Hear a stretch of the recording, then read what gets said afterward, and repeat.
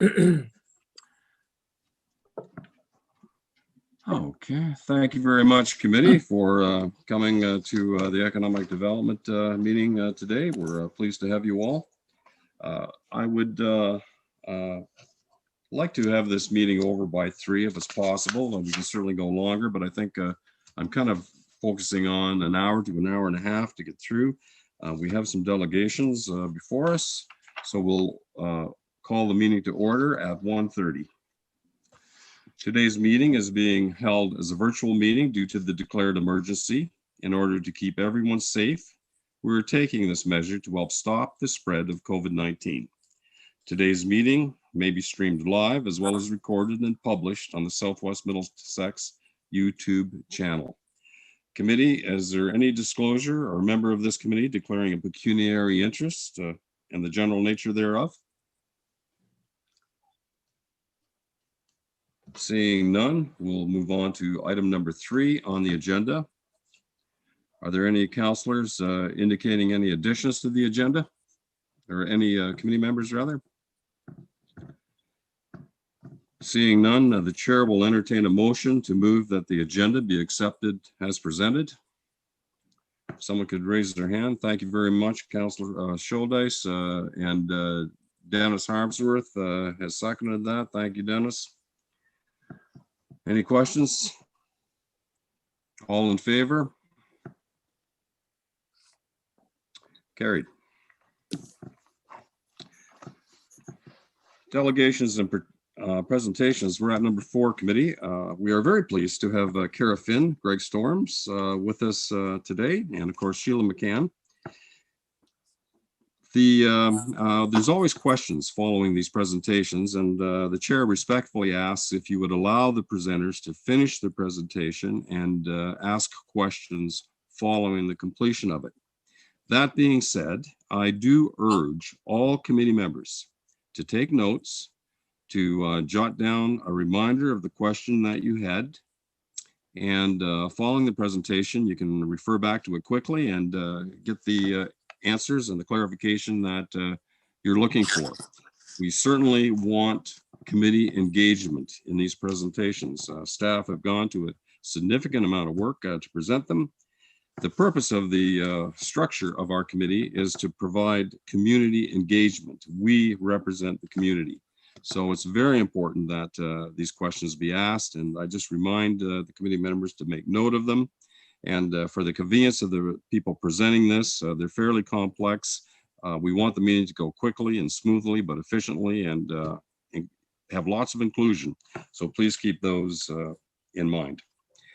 Kara is with us. Kara Finn, I'll allow you the very first presentation. Kara, if you would like to take the floor, go right ahead.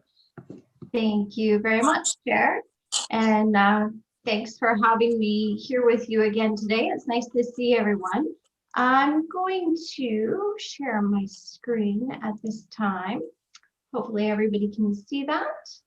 And what I thought I'd do today is just walk you through a bit of an update with respect to economic development at the county level. A little bit preliminary in that the budget is expected to go to council next week. However, I'm happy to talk to you about the fact that we have a brand new economic development strategic plan, as well as an overarching plan for the County of Middlesex that I think you'll be interested in knowing some of those priorities and how they may tie into the work that you're doing locally in Southwest Middlesex. So without further ado, strategic alignment is really important for us, and Middlesex County's Council took on the task of developing really the first ever overarching strategic plan this past year. That was presented to Council only in January, and I'm sure you'll be happy to note that one of the key priorities of the plan is strengthening our economy.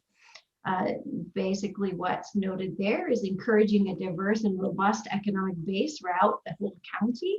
And you'll see some notes there with respect to the actions. I won't go through each of those. I will provide this particular presentation to Sheila afterwards to share with the group. But you do have a copy of the Economic Development Strategic Plan, both summarized and in full version, available to you as well. In terms of the then Middlesex County Economic Development Strategic Plan, this was developed with community involvement. I want to thank both staff and your council of Southwest Middlesex for involvement in some of the interviews and other discussions that took place. From that, there were 4 main objectives brought out in that strategic plan, and I think you'll see they align very well with that overall focus of the strategic plan. So first is invest in people and places via rural revitalization, something we've certainly talked to your group about and your group has talked to us about in the past. Attracting investment in tech-based manufacturing, food production, and agri-tech.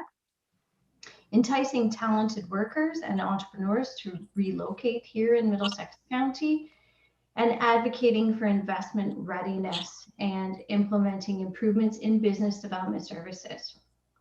So those are the main overarching. And then what we've done in terms of, you'll see this both in the summary and the presentation today, is we've itemized things in terms of their urgency or immediate action, things that we see as sort of a start and stop that will have an end date at some point in the future in terms of our initiatives, and then those that are basically here for the long haul.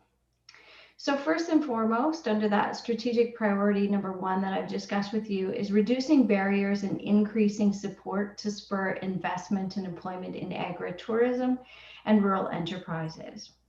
So you'll see a number of actions, particularly under this objective, which talk about tourism and agriculture within the policy side of things. I know that Mayor Mayhew is quite involved in this at the county level, and we are seeing more requests for rezoning and other things coming to pass at council level with respect to trying to make things work for on-farm diversification, rural enterprises, and small town experiences, as well as agritourism. You'll see a particular note here of interest, which is balancing business incentives and community improvement plans. And again, I want to commend your committee and council for undertaking the development of a CIP over the course of the last year. And that's to trigger small scale rural industrial and commercial expansions as well. And then we talk here about celebrating unique attractions through cooperative tourism development and marketing. Okay. Also under the same first objective, we talk about increasing financial support for public realm improvements and strategic amenities in towns and villages. You'll see this as basically start and stop, although I don't necessarily see it as a stop. It may be that particular initiatives have a stop and start, but not, of course, all, because these kind of public realm improvements are just nature of development. But this involves collaborating with your municipalities to inspire volunteers and employers in rural settlement areas. It's about creating public space action plans, communicating ideas with those groups about capacity, citizenship, viability, etc., and leveraging some financial support for community groups and businesses to trigger revitalization of public spaces. And I can tell you this is one of the things that we get asked about a lot. And the email I sent right before this was actually a community member, not in Southwest Middlesex, but another municipality reaching out about a community project to spur volunteers and do an art project to attract tourism to their community. So that is something that we undertake on a regular basis. We also have sort of an immediate, and this is, I would say, an ongoing, certainly COVID has put us into a new framework in terms of boosting even further than we did before our buy local campaigns to ensure residents and businesses sort of double down on local procurement, and they're thinking about things in their own backyard. And so this is integrating our tourism marketing initiatives with identifying what's happening and what's created here in Middlesex County and telling those stories. It's also further to that, looking at supply chain challenges, what we have in our communities, what we need in our communities to ensure that the businesses that are located here can thrive. Okay. So that's sort of priority number 1. Priority number 2 is about that enticement of talented workers and entrepreneurs to coming here. So the first thing we talk about here is engaging the housing sector to review dwelling inventories and determine options for buyers and renters. Of course, this is a very common thing that we're talking about more and more now, and there's a lot of dovetailing between our department and social services and talking about the inventory of affordable housing, how we ensure that there is a place for all within our communities. So it's about creating task force of people to continue to have those discussions, fast tracking initiatives for affordable and attainable housing, working together with the other departments in the county, including engineering as well as social services in terms of homeless prevention and housing plans. And also, again, you'll see the encouragement for the consideration of diversity of housing within the community improvement plans. And so Sheila knows in the back and forth and talking about CIPs, we've talked about how we integrate those into some of those plans as well. Also within here is collaborating to promote employment and new enterprise. I think most of you are familiar with the movement that we put into place a couple of years ago called workinmiddlesex.ca. That is where we route basically every job opportunity we can. It's presented in terms of an interactive job bank that's managed by our Community Employment Choices group out of the county. This also involves creating linkages with local youth, and I'm really happy to tell you that within the next month, we're going to be launching an entire video series which showcases young people working in positions in Middlesex County and a whole bunch of diverse types of employment. So we're going to be noting those. And it also talks about implementing a targeted recruitment plan. How do we specifically go after certain persons or geographic areas to recruit people to come here? But of course, you'll note the fact that that dovetails with other needs such as housing, inventory, and the like.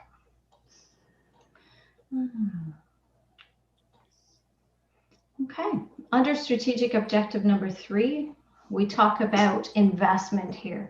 And this is where we start to talk about our investment attraction efforts and the work that we naturally do with your staff in this regard. So this is looking at implementing recommendations about employment lands, working together with planning departments to ensure that we have an adequate inventory of industrial lands and that we have the necessary capabilities within those lands in order to serve the needs of the people coming to us.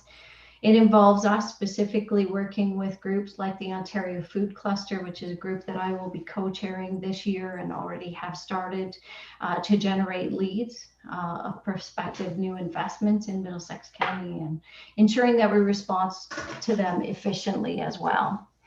And then it's also creating a network of innovative companies here within the county. And Sheila knows about the work that we've done in terms of even doing a mentoring, a matching of existing businesses within your community with others that are interested in investing here so that they can have a camaraderie and discussion about what doing business here is like. And so we work on that.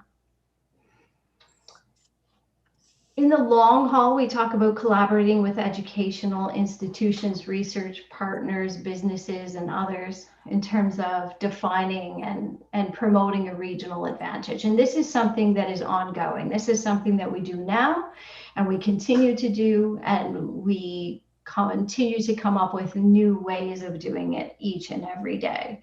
And so this really does speak to the strength of the region, whether we're doing investment attraction, whether we're doing retention of business. This is really, really one of those key points and why we do so much project work with Fanshawe College and University of Western Ontario in terms of defining our role and talking to them about how we can move into the future and advance our current employers as well as those in the future.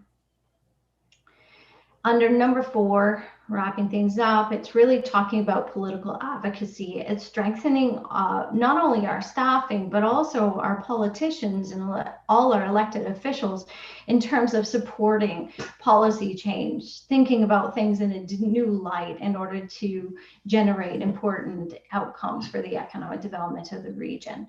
And it's about talking about developing a nimble county-wide team. And I'll talk to you about that in a minute and what some of the implications of the proposed budget will be in that regard. And of course, it's again talking about spurring business development, focusing on community improvement plan incentives. We've got 5 communities now within Middlesex County, 5 municipalities who either have implemented their CIPs in the last year or revamped them. So we're really excited to work on some of that. And, you know, this isn't just about having those plans in place. It's ensuring that everyone knows about them, that every member of your committee, every member of your council, every member of your staff is aware of those incentives and can work them to everyone's advantage. So I'm going to open things up for questions, but I also want to talk to you about some of the implications of the proposed budget and what we see might be happening. So one of the proposed suggestions is the fact that over the course of the last year and a half, Middlesex County has been very blessed in that we've been able to achieve some significant granting for tourism development. And that money has come from the provincial and federal governments. And so it has set a new bar in terms of the delivery of tourism, promotion, and marketing throughout our county. And we anticipate that to be maintained now by the County of Middlesex. And in that maintenance, there's proposed to have a new position created. It's basically the same position that has existed over the course of the last year and a half, but now will be supported full-time by the county. And so we're excited about that, which means that we will be able to maintain the level of service that we have come to enjoy over the course of the last year and a half. So that means that we will have a person devoted to tourism marketing. It also means that we will have some funding available to look at potential partnering with you on local projects that will stir tourism development or tourism initiatives in your community. So that's exciting for us. Also proposed is to transition from a situation where we were providing funding for CIP development. Now that those CIPs are in place or in writing, we're now transitioning to a level of supporting those CIPs. So we've proposed a bit of a reimbursement to communities that implement their CIPs in the next year to allow for some of that rural revitalization and other things to be given a little leg up, let's say, over the course of the next year. Also proposed is an economic development officer position, and that will start halfway through this year. The county demands for our services has certainly increased, whether that be investment attraction, retention of business, looking at industrial land studies. All of those things have increased heavily despite the impact of COVID-19. In fact, it has been more of the opposite, that we have seen an influx of interest. And I've been working very closely with your staff on some of those investment attraction pieces. And of course, you know, it's always a difficult situation because we need to keep those confidential, and they sometimes take months and years to build those relationships in order to ensure those investments. But I want to ensure you that they are happening somewhat behind the scenes as we work those relationships, and we hope to bring some new investments to your community. And so in doing that, we have proposed that we bring in the services of an economic development officer to maintain that level that we've been able to achieve in working with your communities, but also take it to the next level as well. So hopefully that gives you a wholesome look at both strategies and how they align, and I'm sure that you will see alignment with your local strategy as well. So I'm open to any questions that you might have.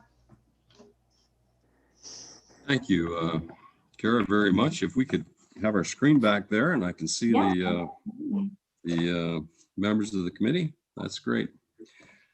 Well, thank you. We will have some questions. Firstly, if I could just warm up the audience, when you give a report like that, you wonder how you are positioned in it. And from a Southwest Middlesex perspective, we have touched on many of those key points of the plan.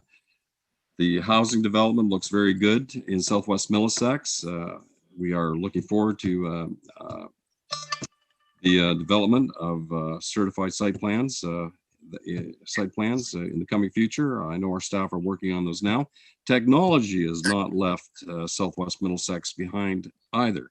We have new technology in the military and consumer goods. We have technology in farm sciences. In fact, our latest addition to the main street of Glencoe was Elite Agri-Solutions, which are involved in the scientific, the nutrient management aspects of farming, and we're pleased there. So as you go through the particular titles of focus, there's almost a click on every one of them how Southwest Middlesex is involved in that, and we certainly hope to make sure that it grows.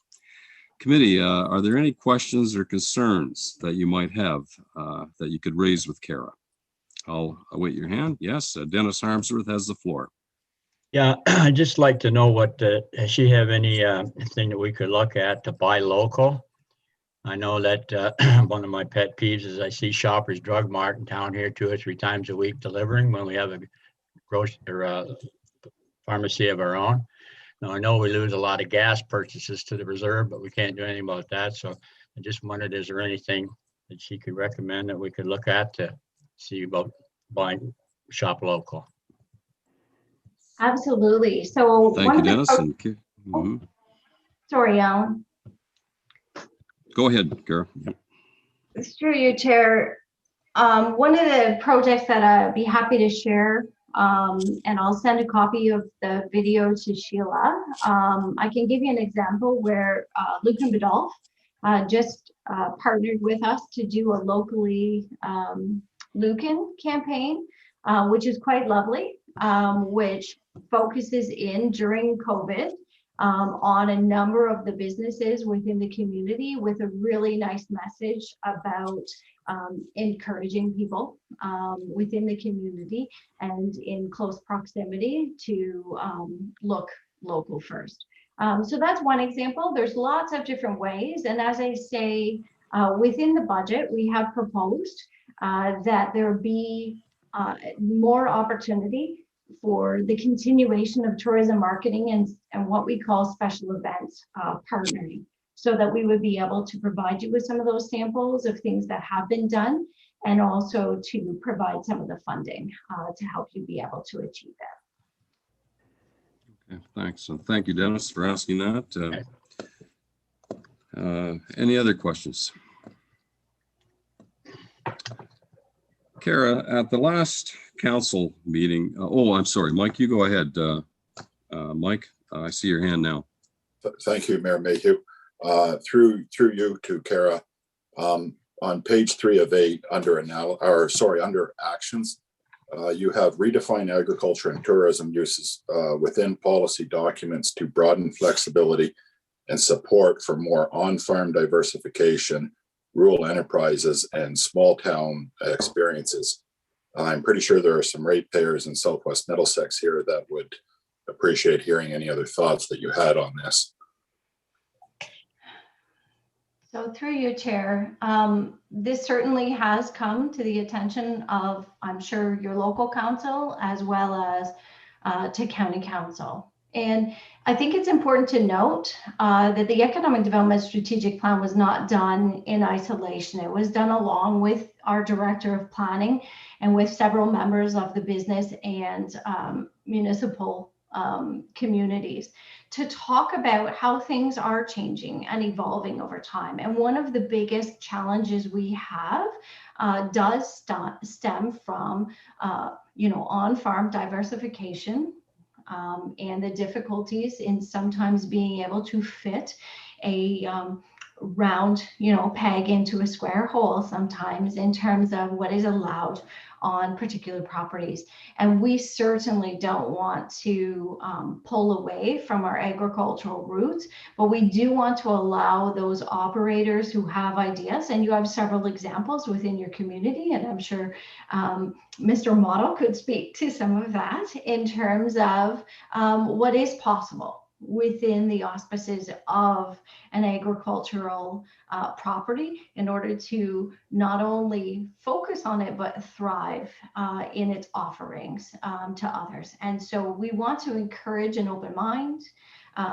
Again, we don't want to stray from, or put into a situation whereby we are pulling away from our agricultural roots, but we do want to use an open mind and looking at what the possibilities might be to attract people to our communities and to have those businesses really find ways to prosper. Thank you. Thank you, Kara. Kara, I don't want to center Phil out on this discussion, but just another point. At the last county council meeting, there was a agritourism submission to allow weddings at his venue, as you recall. And our planning department did a report on that. It came before county council, and it was passed unanimously by county council that there was no objections for this venue to host weddings. And I was very pleased with that. So I just don't want Mr.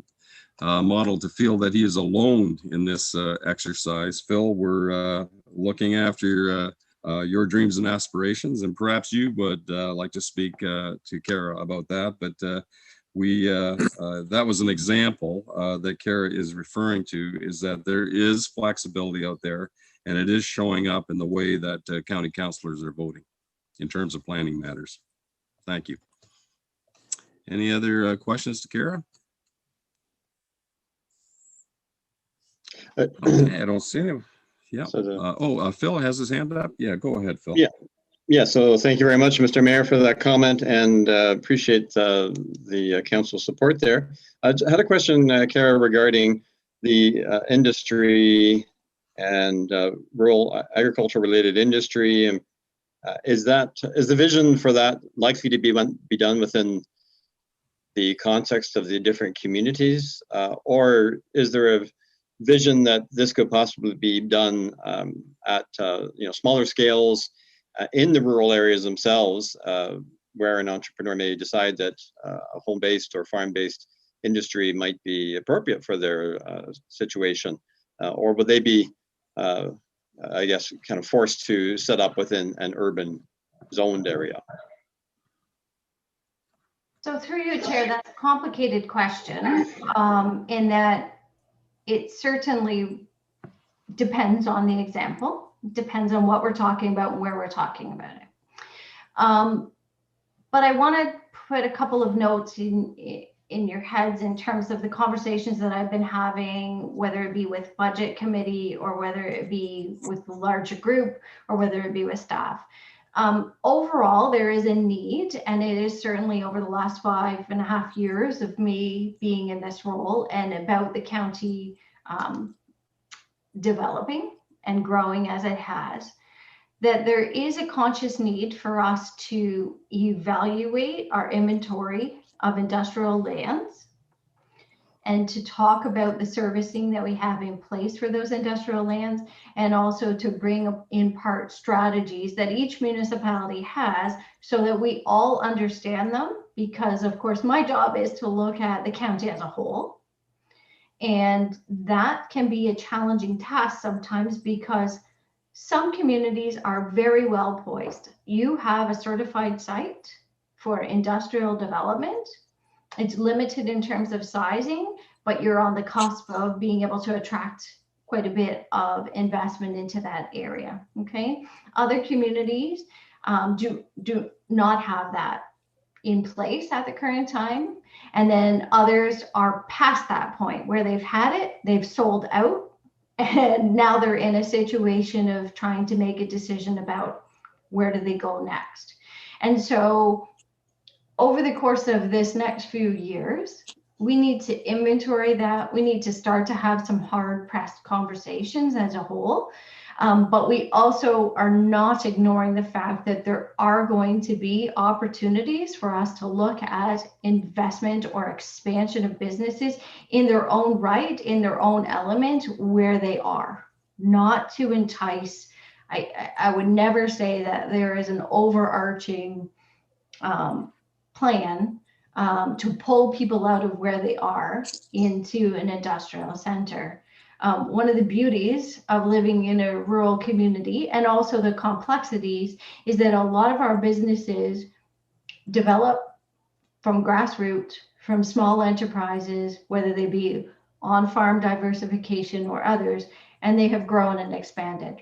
The challenge comes in that sometimes they grow and expand where they are, and then they no longer have the servicing that they require to go to the next level. And that's when we need to talk about, maybe the opportunity for them to move into an industrial area. So that's sort of an evolution and flow of things that naturally happens. But we want to be more open to the opportunities that may come from the one-offs. But we do have challenges. I mean, if you take a travel throughout the county, you'll find that, things have kind of sprung up and grown, maybe not in the best place that they were intended. And that does create some challenges for public works, for engineering, for economic developers, for the planning department, et cetera. So it's being conscious of that and looking at where opportunities can exist, but also being respectful of times where we can't always make it happen where it would like to be. I hope that answers your question, Phil, in a really long way. Yeah. Yes, thank you. Very helpful. I did have one sort of supplementary comment, if I may, Mr. Mayor. Yes, follow up, Phil, go ahead.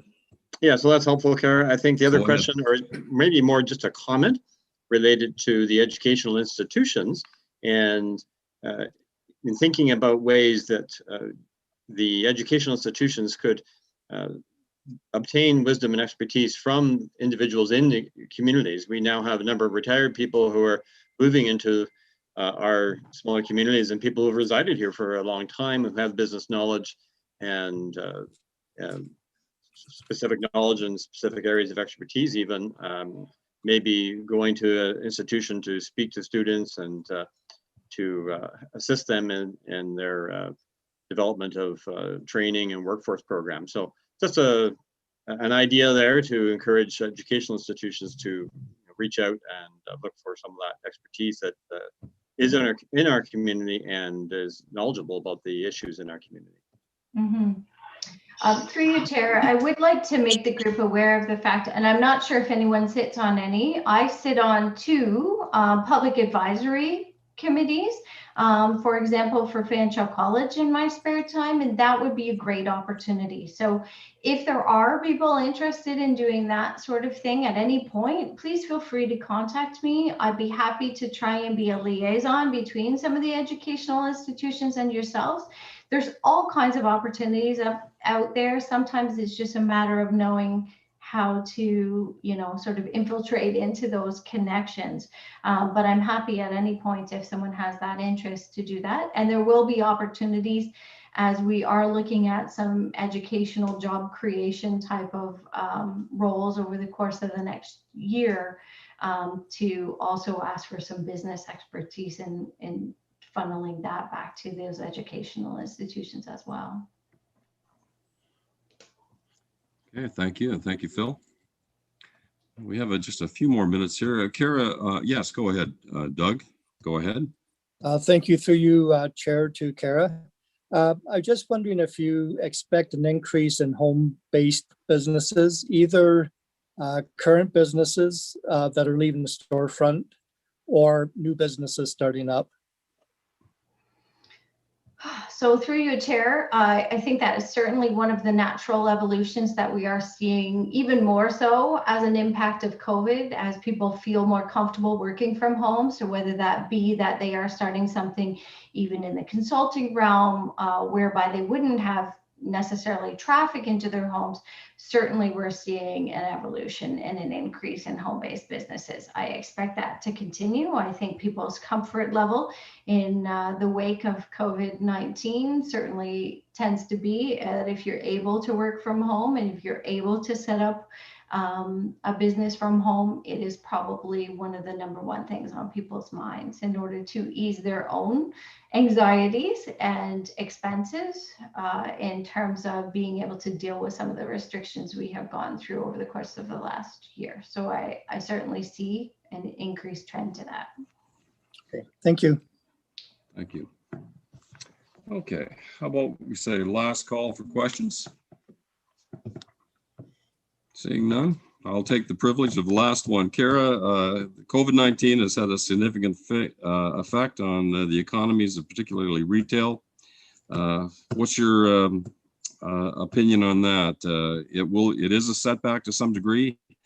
And can there be a quantitative statement in regard to how much or how long or what are the ramifications of it in a quantitative state? Through you, Chair, are there some quantifiable measures? Yes. In generality, I would say to you that Middlesex County to this point has shown great resilience in terms of its ability and its entrepreneurial drive and the tenacity of our entrepreneurs in terms of reframing themselves and redeveloping practices to ensure that they can be sustained. At the same time, I do not feel that at this point, we have seen the end of the impact of COVID-19, even if we continue to open up on a stable basis. I think it will be another year, even from now or two, that we will really see the final impact. And so what we need to do at this point over the course of the next year, as things open up, is talk to our businesses again. So it will be my intention to probably have another survey, which if you remember, we did 2 back in 2020 to sort of look at the impacts of COVID, but we need to do that again. But we need to give people a chance to sort of stabilize and figure out where they're going to go. So we could present to you statistics, at least for Ontario or Canada with respect to the downturn and the impact of COVID on retail in particular, or tourism and hospitality. That's even greater in terms of its impact. But I think we still haven't seen the tail end of this. We don't really know for quite some time. Well, thank you very much, Kara, and we appreciate your presentation. It was very interesting, and I want to thank the committee as well for getting engaged in your questions that you've asked. It certainly adds to the discussion and produces a better document and a better plan. Thank you, Kara, and we look forward to seeing you in the future. Thank you for your time. Appreciate being here. Greg Storms, the Director of Operations for Southwest Middlesex, is next on the agenda. Greg has a lot on his plate these days, and I think this is a new restructuring that we've done, and the presentation will allow you to visualize just what his responsibilities are, and from terms of an asset management point of view. And I'd be very pleased to hand the floor over to Greg at this point. Thank you, Mayor Allen. Through you, can I share my screen, host? Hopefully I can. Actually, you already are a co-host there, right? Okay, that's great. Okay, can everybody see my presentation? Yeah, looks Yeah. good, Greg. Perfect. So I certainly appreciate the presentation that Kara made. The sort of comparison between our conversation that we're going to have and what Kara presented was, her presentation is strategic and very important. I am really going to sort of point out the connection between public works, our public infrastructure, and development, whether it would be economic development, business development, or residential development itself. So I will give you an overview of the operations department for the municipality of Southwest Middlesex. I will sort of piggyback a little bit of what Alan had said, that there was a major restructuring at the municipality, which merged two departments together, Public Works and Facilities and Recreation. It allowed us to put staff in the field, both at the Public Works level in a Public Works supervisor, as well as in the recreation level with a recreation supervisor to make sure that our service delivery is A1 and very professional. That transition is happening now, and it is proving to be very fruitful. We are responding pretty much immediately to anybody's concerns that come to us through both of those particular departments. So the new department is called the Operations Department, which includes Public Works and Facilities and Recreation. On the Public Works side, the areas of responsibility would be water, our sanitary systems, stormwater, municipal drains, transportations, corridors and roads, landfills and waste collection, and development. In the recreation side, our areas of responsibility, we certainly evolve around our arenas and our facilities, such as libraries, community centers, all parks and open spaces, local downtown improvements, flowers, flags, Christmas lights. The two arborettas that we have are active pool, many play fields, and this year we'll be making a new step into community programming, which we will be hiring a recreation programmer to basically design and come up with programs for residents of Southwest Middlesex. This is a new area and certainly something that we look forward to.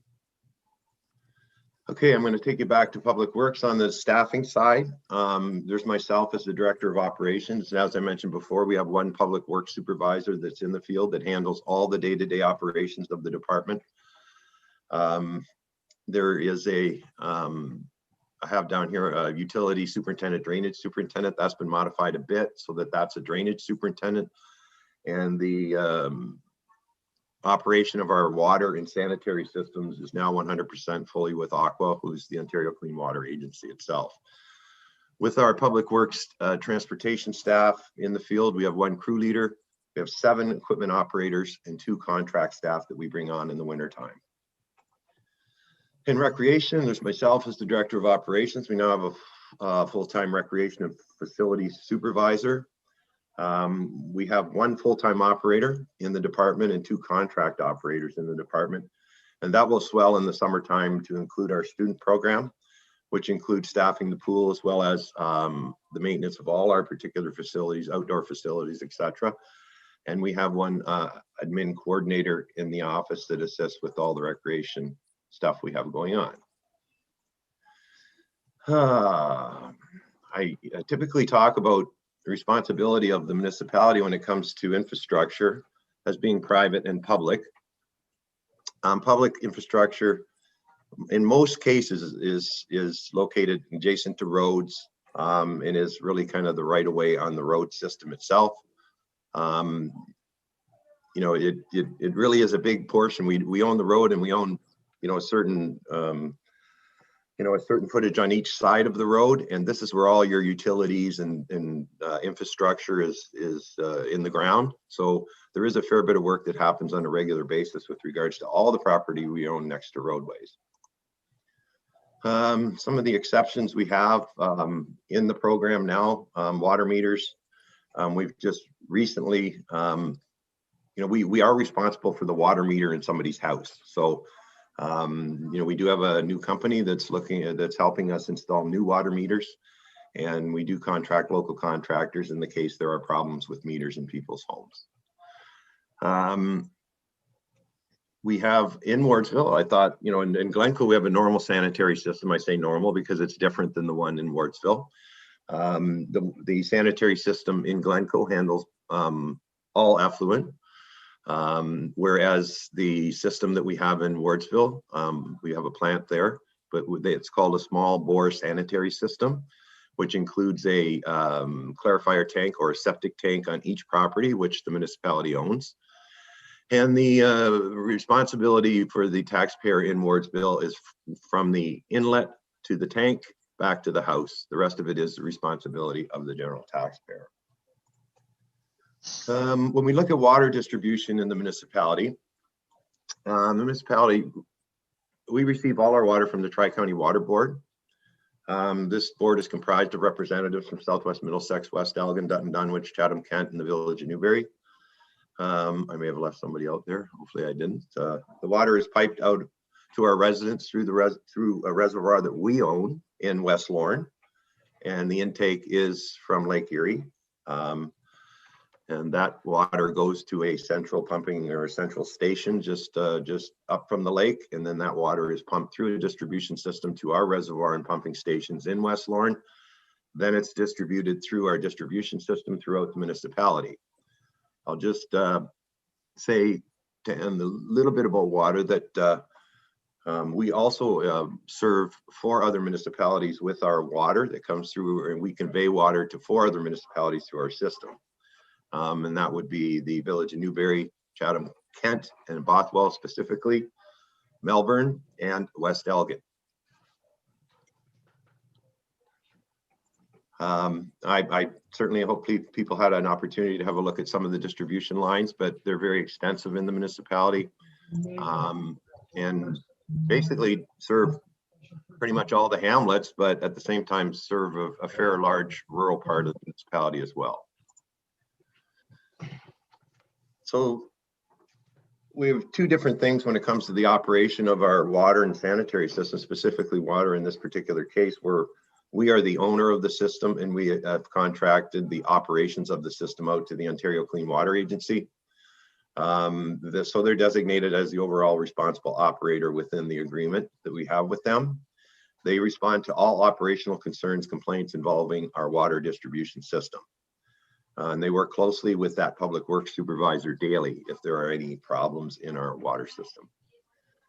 They also provide us with extra services outside the aqua contract, and sometimes these are engineering services where we can, and engage them to come up with information that we require. We recently had done some of that work with them to try to figure out where our capacities were sitting with our sanitary plants as well as our water systems.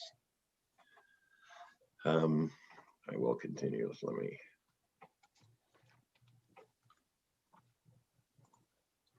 So in the sanitary operation, we have 2 sewage treatment facilities, one in Glencoe and one in Wardsville. The one in the operating system in Glencoe includes 2 large lagoons and 1 sewage treatment plant. And again, the operating system for Wardsville includes a small bore system, a plant, and the outflows are go into the Thames River, sort of in the western part of Wardsville. Again, I talk about clarifier tanks, and the Ontario Clean Water Agency is responsible for our sanitary system. They respond to all complaints and requests, and they do provide us with extra services when it comes to sanitary as well. One of the biggest things that the department does on a daily basis is that we deal with stormwater management. I would say that, certainly in times where we have large rain events, this takes up pretty much the whole department. We have to investigate every stormwater issue that we get. And most all of what we know is underground when it comes to stormwater is related to our roads.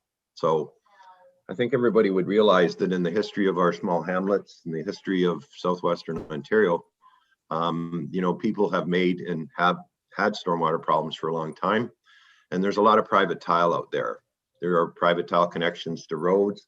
There's private tile connections to other private tile connections. So when we do get calls with regards to people having issues with stormwater, whether it's a flooded basement or water in their backyard, we do an investigation and we determine who is responsible. Typically, the theory is that when we need to contain our road water and make sure that road water doesn't infect anybody else. And, typically the general taxpayer is not responsible for private water problems on people's property, unless we're the contributor. The municipality, this is one big area of the municipality. We have over 800 municipal drains in our municipality. And typically the Drainage Act is a user pay system, which allows residents, farmers, residents, people that live in hamlets, that if they do have drainage issues, they can make application under the Drainage Act. The facilitation of the Drainage Act is something that happens through council. Council can basically facilitate the Drainage Act so that people can resolve their storm issues. Perfect example would be in Appin.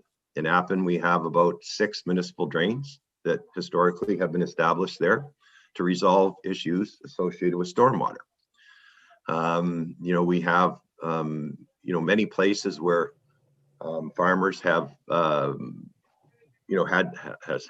stormwater issues and have used the Drainage Act to solve their problems and have more access to their land, and certainly can get crops off a lot easier and that type of thing. It is a huge program, and it is a complicated program. And generally, I tell people that municipal drains are just all about user pay, so that the government, provincial government has the Drainage Act in place, and you can get your stormwater issues resolved through that piece of legislation, but it is a user-based pay philosophy. So the other part of public works that's really big in our municipality is that we're responsible for a huge road network. And my information that I have in front of you today is really kind of one lane information. So, we have 425 kilometers of roadway. That puts us about 2 lanes of about 850 kilometers of roadway in the municipality. Pretty much the majority of it is unpaved roads. We do have paved rural roads of tar and chip surface, and most of the hamlets are in asphalt. Staff are responsible for the year-round maintenance of this road system. They're also responsible for snow removal and taking care of all the problems associated with the public ownership of our roads. Other work on roadways includes grading, drainage work, routine maintenance, and making sure that we've got safe signs. So this mapping is just to show you the road network and the different class of roads that are classed based on the minimum maintenance standards put out by the province. Typically, we're running class 5 roads, which are gravel roads, and certainly some of our hard surface roads are either class 4 or class 3 roads. Now, the difference is that in the minimum maintenance standards as set out by the province, a class 5 road would have a lesser response for winter events. So in just an example, you could say that, well, a gravel road, we don't really need to plow that road until 18 hours after we receive 2 inches of snow. That is the minimum maintenance standard that's required as far as the province is concerned. But our council has adopted a winter operations plan, which basically is way above that standard, so that we try to get to every road in our municipality, depending on the event, at least once a day, but in most cases, we try to get by everybody's place a couple times a day. Public Works Department, landfills and waste collection. So the municipality has 2 current landfill sites that are both closed at this particular point, Limerick and Trillium landfills. The council has accepted for Limerick, has accepted a closure plan that was prepared by Golders Associates for us and approved by MECP. The status of Trillium is still at this particular point is that particular, the information that was required from the province with regards to the change to the ECA at Trillium. They have our information that came from Golders, and they're reviewing that now. And once that has been completed, a report will be brought back to council for direction from them on how they would like to move based on the requirements that were set out on the ECA change for Trillium. So that is still ongoing. We've got notification from the province that they are looking at this, and we expect something back from them shortly. We have made a change, obviously, when we had all the issues associated with Mterra and garbage collection in the municipality and not picking the garbage up, and somebody getting sick and the staff not showing up, and it was just a very poor service. Council made the decision to move forward, basically ending the contract with Emterra and putting this on the market. We put it on the market, and Waste Management was successful in getting the contract. The contract included 1 year of the current, where we were with current bag pickup, and then we were going to make the transition into the wheelie carts. And that was done as of I believe it was last July, or the July before that. I think it was last July. And the program seems to be running very well. It's very seamless, and we don't get a lot of complaints with regards to the program moving forward. Certainly nowhere near what we were dealing with before. Our garbage is collected at the curb, and it's taken to Twin Creeks in Watford. We pay tipping fees to get rid of that garbage, and our recyclables do the same. They end up in London at a transfer station there.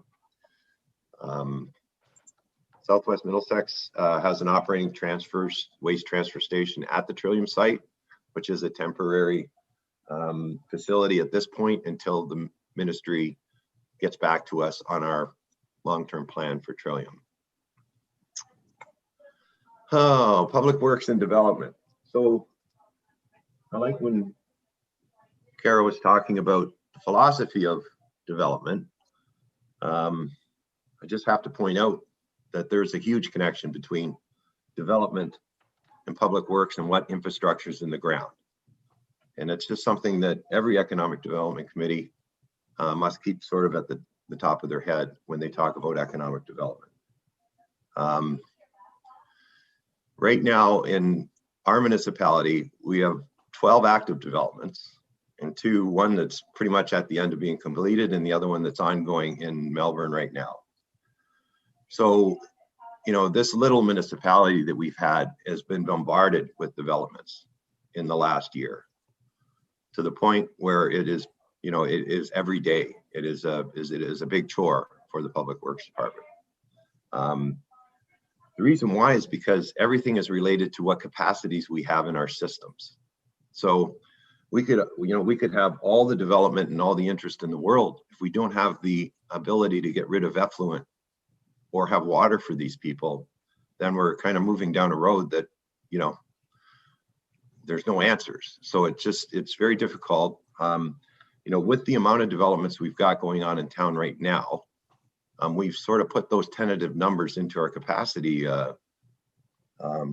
information, and we're right on the edge of being at capacity in Glencoe right now at the sanitary plant. So these are things that we just have to understand, that the infrastructure in the ground is as important to make sure that we can facilitate economic development, residential development, business development moving forward. We do approve all the connections for water, sanitary, etc. And I could tell you just a little bit about this, just to kind of give you some perspective. If we had, I've had in the past experience with greenhouses. So if by any chance in the future, we had a request for a developer to put a greenhouse in our municipality, and they wanted to hook up to town water, municipal water, just the requirements of that one greenhouse would probably put us at our percentage for water draw from Tri-County Water Board. So, this whole particular development process involves an evaluation of each plan and whether we can accommodate it infrastructure-wise. And the stacking of it right now is happening to the point where, it is difficult for us to keep up. We're doing a good job. It's something new to this little municipality that we have. And the number of homes that we're dealing with right now, that could be in the ground or could be on the ground in 5 years is just amazing at this particular point. So we are involved with the approval of all the building permits, reviewing and controlling all review of site plans, managing the peer review process, participating in the formulation of development agreements, reviewing all capacity information related to sanitary and water. We work extensively with developers to expedite the development process. I'm a firm believer that, we need to be less bureaucratic, but at the same time, we need to make sure that we have and adhere to all the policy and rules, provincially, county, as well as local, to make sure that we're not getting ourselves into issues in the future.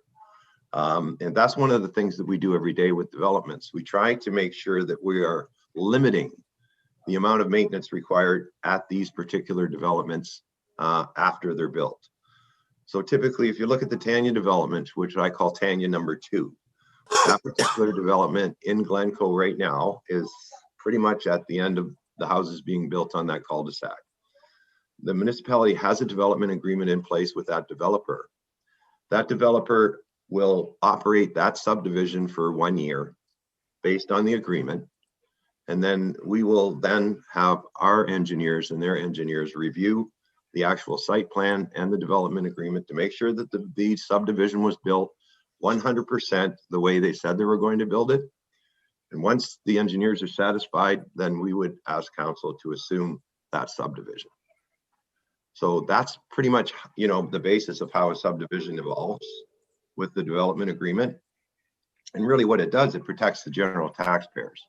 The other thing that occurs in these developments when we look at Tanya is that the developer is responsible 100% for all the costs of the infrastructure.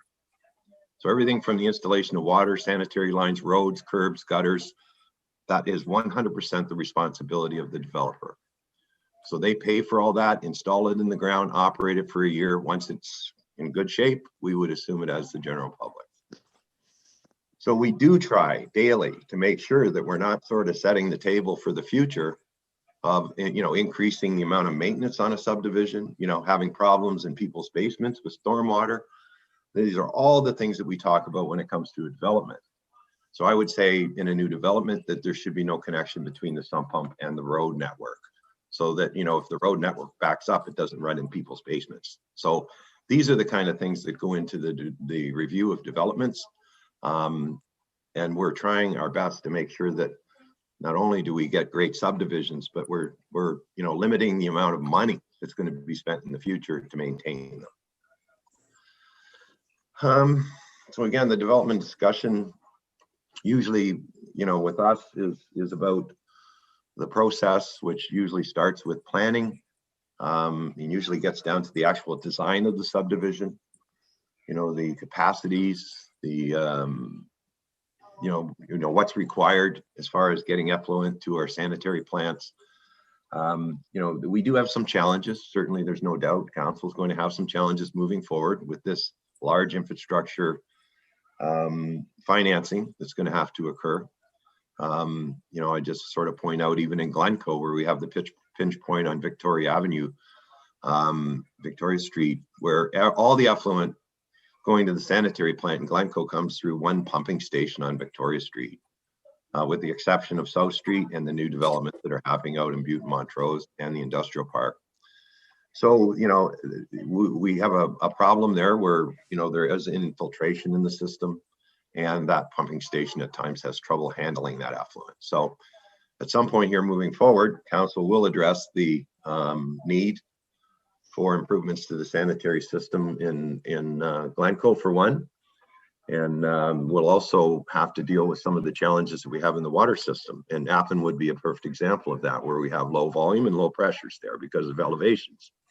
So, you know, there probably needs to be a pump station put in place there, you know, so that we can have development in Appin. Right now, it's pretty much impossible because it's very difficult for us to guarantee that we can hook up to the water system, and we can't even hook our fire trucks up to a fire hydrant at this particular point. So, so the last thing I just kind of want to mention is on there's a couple of things. One on the facilities and rec side. So council was good enough to approve the facilities and recreation master plan, which is a process that's currently ongoing in the municipality. We engaged Monteith Brown from London to prepare this facilities and rec master plan. And really, as far as the members are concerned, this will set the table moving forward for the next year, for the next 10 years, with regards to facility and recreation programming within our municipality.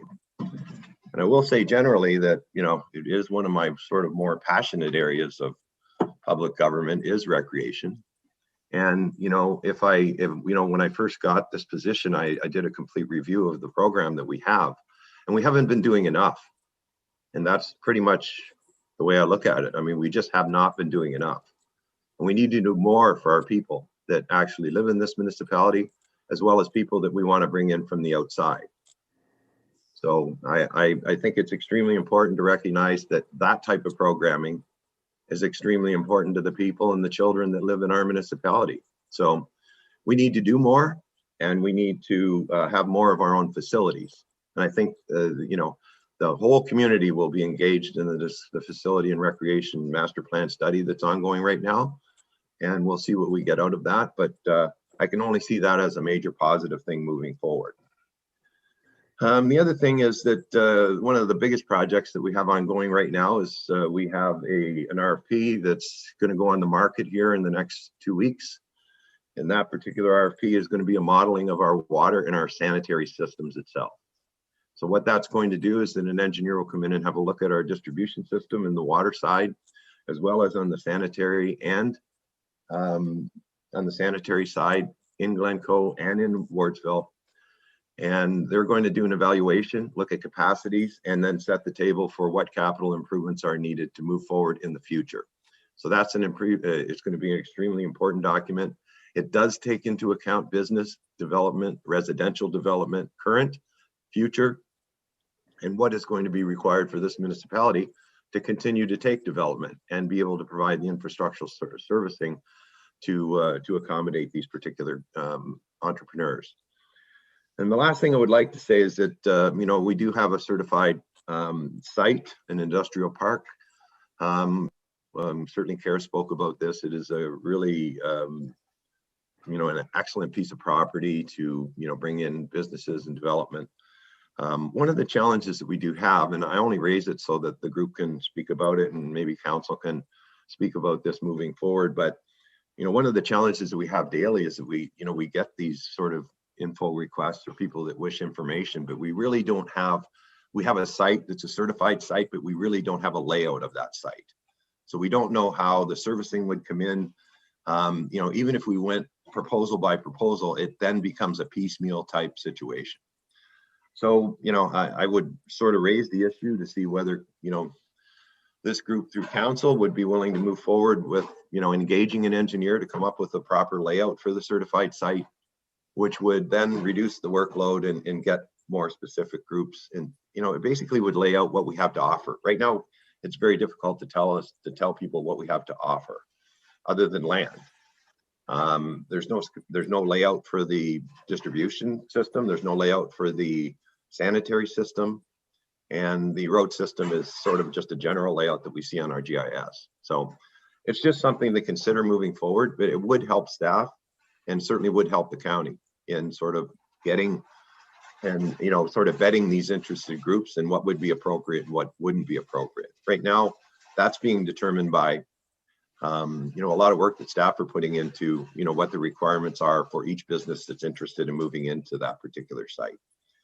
So I've probably talked way too much at this particular point, but, you know, I'm certainly available for questions, Alan. I just, you know, I always make the connection between, you know, the technical infrastructure that we have in the ground and moving forward with economic development, business development, residential development, because they're integrated and they're related.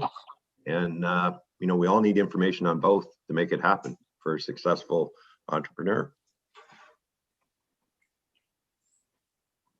Thank you, Greg. That was a wholesome discussion, and thanks for giving the screen back. I'm sure there's questions to Greg. By all means, I hope you jotted down a few during his conversation there. I'll look for hands. Are there any? Complex report. Greg, I'll start warm up the audience a bit here. It's a tough question. It's one that no one likes to talk about, but during these heavy rains, we know that we have problems with our system. And the vac pumps that have to work all night during a 20-hour period on Victoria Street to prevent raw sewage from escaping into the street, it costs everyone money. And what I'm concerned about as mayor is that Ward 1 and Ward 3 pay for that service too, where they're not connected to sewers. This is a Glencoe problem with stormwater getting into our sanitary system. We've talked about doing tests. If we are that critical in terms of expansion, that our system may prohibit us going past a certain line in the sand. Would an evaluation of these illegal hookups help us in any way? Through you, Mary Ellen, I guess I would take you to the end result of that. So, the end result of that is if you were a homeowner in Glencoe and you were hooked up to the sanitary system with your stormwater, and that happened to be your sump pump in your basement, and we told you to take that connection or cut that connection, now you have a stormwater problem. When I did research on this particular situation in Glencoe, it's no different than most of the municipalities with small hamlets that were on septic systems prior to getting public sanitary systems. They just reconnected the pipe. That's all they did. So they really didn't do any work with stormwater. So effectively, like in certain parts of Glencoe, we have, majority of the households that are hooked into the sanitary system.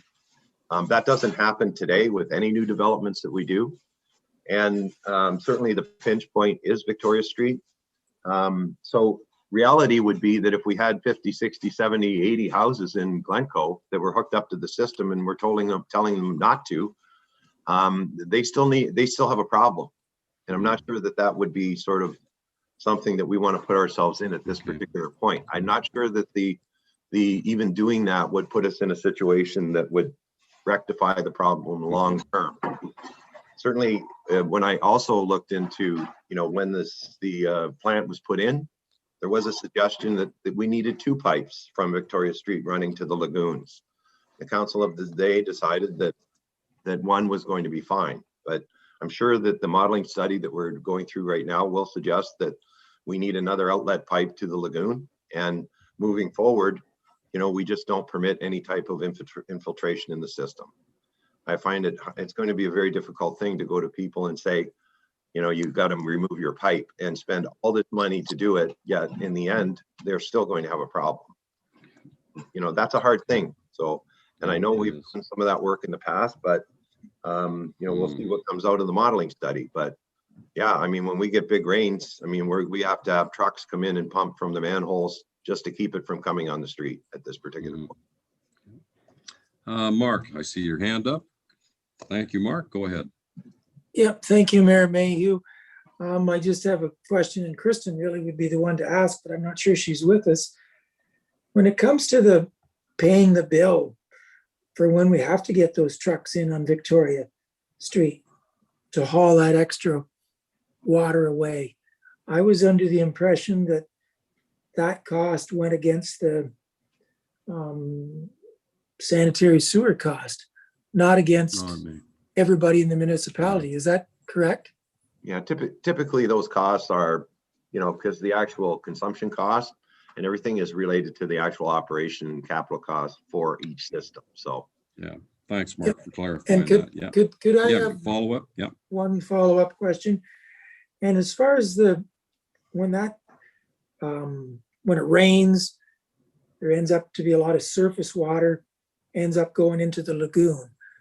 Now, how does that affect the operation of the lagoon? Is that a bad thing or a good thing? Is there any benefit to that, or is it just all bad? I think there's probably a little benefit to it, but at the same time, it's managed on a regular basis by Aqua, so that during those large events, they may hold some water there, and then gradually put it through the plant. So it's a great thing to have lagoons because it's a buffer for the plant itself. And really what you want in your plant is just stuff that you have to treat. So certainly after the rains last year, we did have high lagoons, and they have to be managed at that particular point to get that out of the system. So we have seen the plant capacities increase because council did approve the second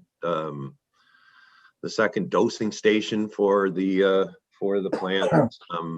Since that has happened, that we've seen the capacities go up there, our ability to handle more effluent there. But right now the developments are pushing us right to the edge. I'm glad we proceeded with that second alum treatment. It was good. Any other questions? I don't see any. Well, Greg, will you have a You're a lot of irons in the fire. We appreciate the work you do, and we hope that all these development proposals, we can meet their needs. It's been forever. Seems to be waiting for this. I can remember when there was a building freeze on this area, and there was no development for a period of almost 8-9 years, not a single home. So it's nice to see.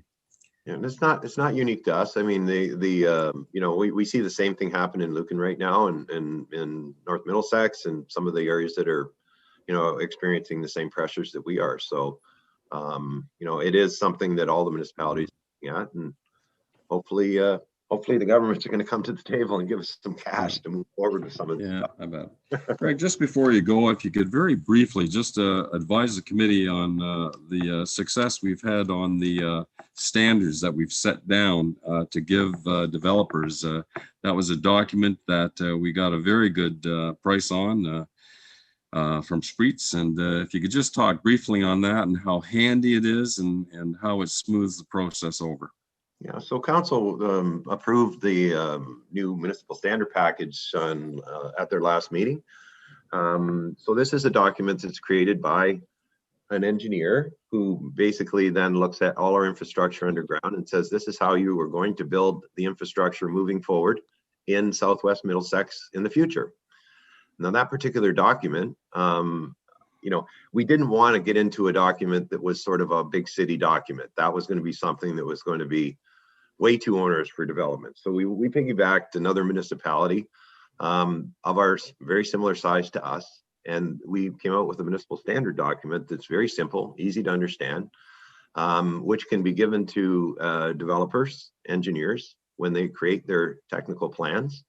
And then we peer review those plans based on that municipal standard. The good thing for the municipality is that it's not complicated. It's not over bureaucratic. It's something very simple, very usable.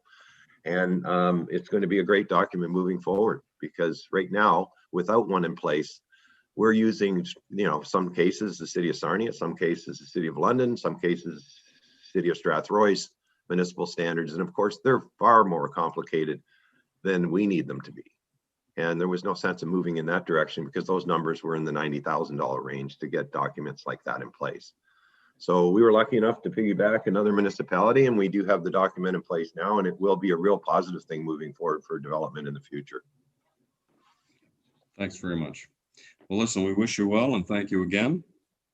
And I can assure all of the committee that should you ever have any questions, don't hesitate to give Greg a call on the phone. He likes to talk about his job and what's going, and he certainly can give you the answer to the questions you ask him. Yeah, Alan, before you go, I think this group will be interested in knowing that, of the project downtown, the new poles that are going downtown in Glencoe, the new lights, the, these new municipal poles that are going to be 100% consistent with holding flower baskets, Christmas lights, flags. They're built for the downtowns. They're all wired for the downtowns. They're being put in by a local contractor. We bought all the equipment. We have it all. The underground lines have been installed south of the tracks already. We got held up by weather now, but we're going to get back at it right quickly here. And we're going to be putting new poles and lights in downtown Glencoe, which is going to be a great thing, because, I think everybody knows the old poles down there are ready to fall down, and, we were getting people getting shocks on them and that kind of thing. These are totally made for downtown. So council was good enough to approve these poles, which are municipal poles from Stresscrete, and they're just, you'll like the look of them. They're beautiful. So. And they're going up, and we should have them all up in early spring. So good.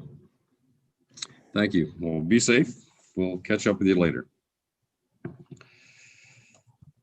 Thank you, Jill. We'll move on here to item number 5 on the agenda. The consent agenda. There's a piece of correspondence from Honorable Ernie Hardeman against food preparation and markets and things like that. We can now buy fudge at our markets. It doesn't have to go through commercial licensing or anything like that. We're pleased with that. It relaxes the home baked goods and things of that nature. And we have the minutes of the December 7th meeting, of course, prior to that. If there are no questions, can I have a motion that the consent agenda be accepted as presented, including the minutes? Thank you, Council Doug. And seconded by Krista. Thank you very much. Any questions? All in favor? Carried. Staff reports, administration, Southwest Middlesex Economic Development Strategic Plan update and activity update. We'll have that presented now if the floor is available.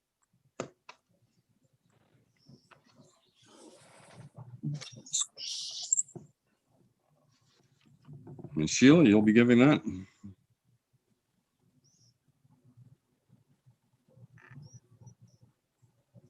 We'll get you off mute there. Yes, Mike, you have your hand up there? Oh, yeah. It's on mute. Yeah. Yeah, just Gotcha trying now. to get myself off mute. Yeah. All set to Good. go. All right.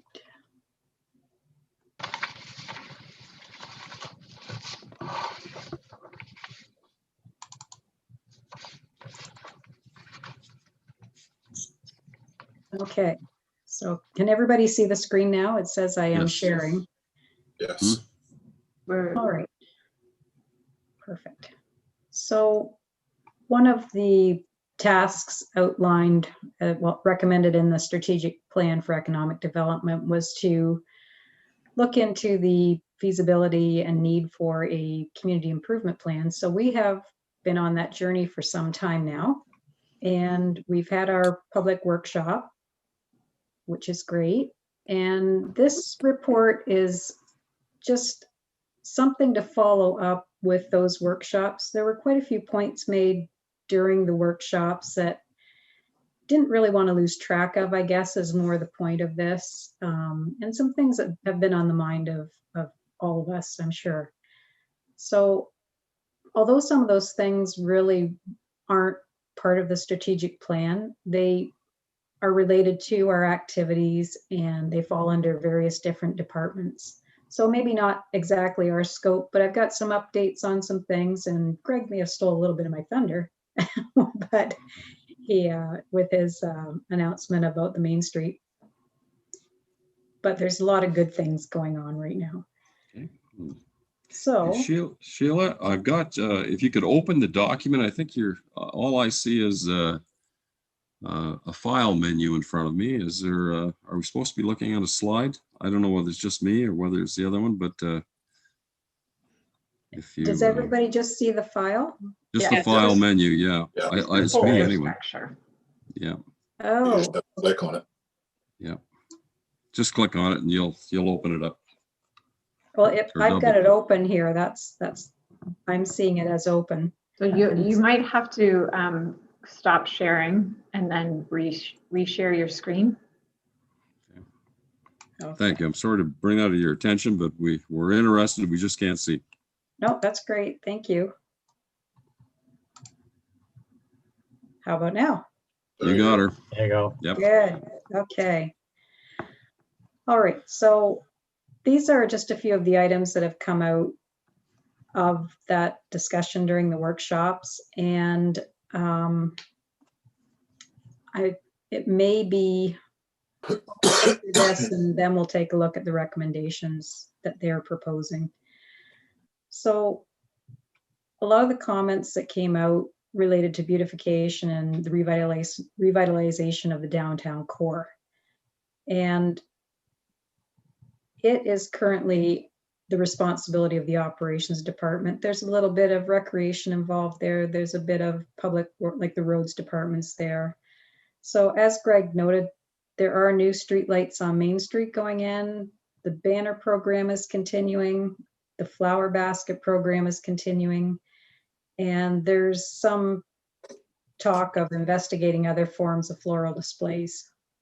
There is recently Public Works or Operations has gone into a street scan program, and it will look at the condition of hard surfaces, roads and sidewalks within Southwest Middlesex. And that will be a great tool for the municipality to, you know, kind of plan to upgrade things where need is most urgent. So in respect to some of the beautification things, members can take part in the open houses, which many of you have done in as far as the CIP. So there's going to be public open houses for the recreation master plan. And I think it would be great if all of you could go and take part of those opportunities and let the public know about those opportunities. Like anyone that you talk to, I would share that information with and encourage them to attend. I'll make sure that everybody gets the invitations to those directly so that you have that. And then you can, you know, help notify individuals and businesses of open houses and commenting opportunities to help with those efforts. Then one of the other comments was generally about property maintenance and property standards. And this is something that staff is following up on a regular basis. Sometimes it may not be a simple fix. Sometimes there's, you have to give some opportunities to people to do what they need to do. And if they are making an effort, sometimes you have to give them a little extra time. We do work on them as far as the existing policy. It's followed by staff very well.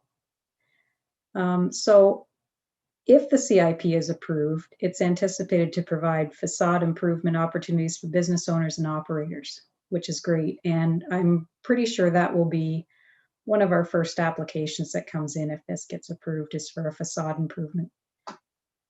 So again, members can take part in opportunities to share this information with business owners and operators. Following the workshops, I took the opportunity to talk to different businesses to say that there's still an opportunity to comment up until last week, and I encouraged everyone to take part that I did talk to following that, and quite a few did participate after the fact. That's now closed, but we can still tell them about the program as we continue. And if it does get approved, then there will be a campaign that can be shared with people. Something that sort of falls in this area, and Krista, I believe, is the one who brought it up, was the cleanup days for Southwest Middlesex.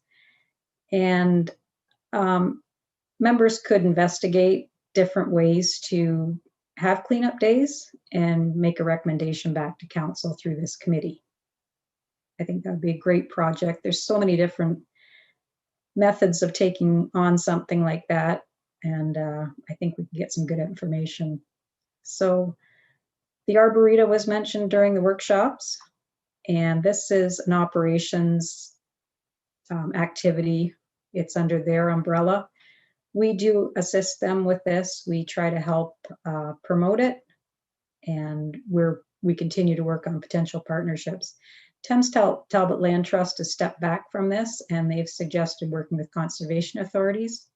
And as Kara was talking about, if we want to further develop this and have a plan for the future, we may be able to do a project with Fanshawe College as part of their student practical education, and they would just love to do something like this as part of their theme. It may take a while to get it into the system, but if we got it into the queue, I think it would be a wonderful partnership with education and the county, everything.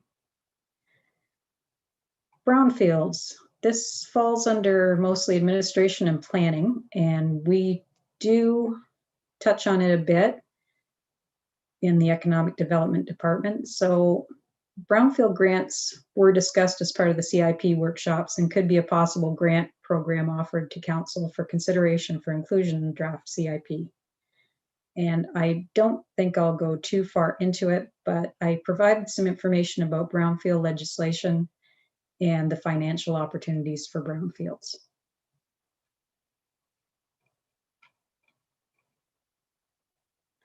Housing and residential development.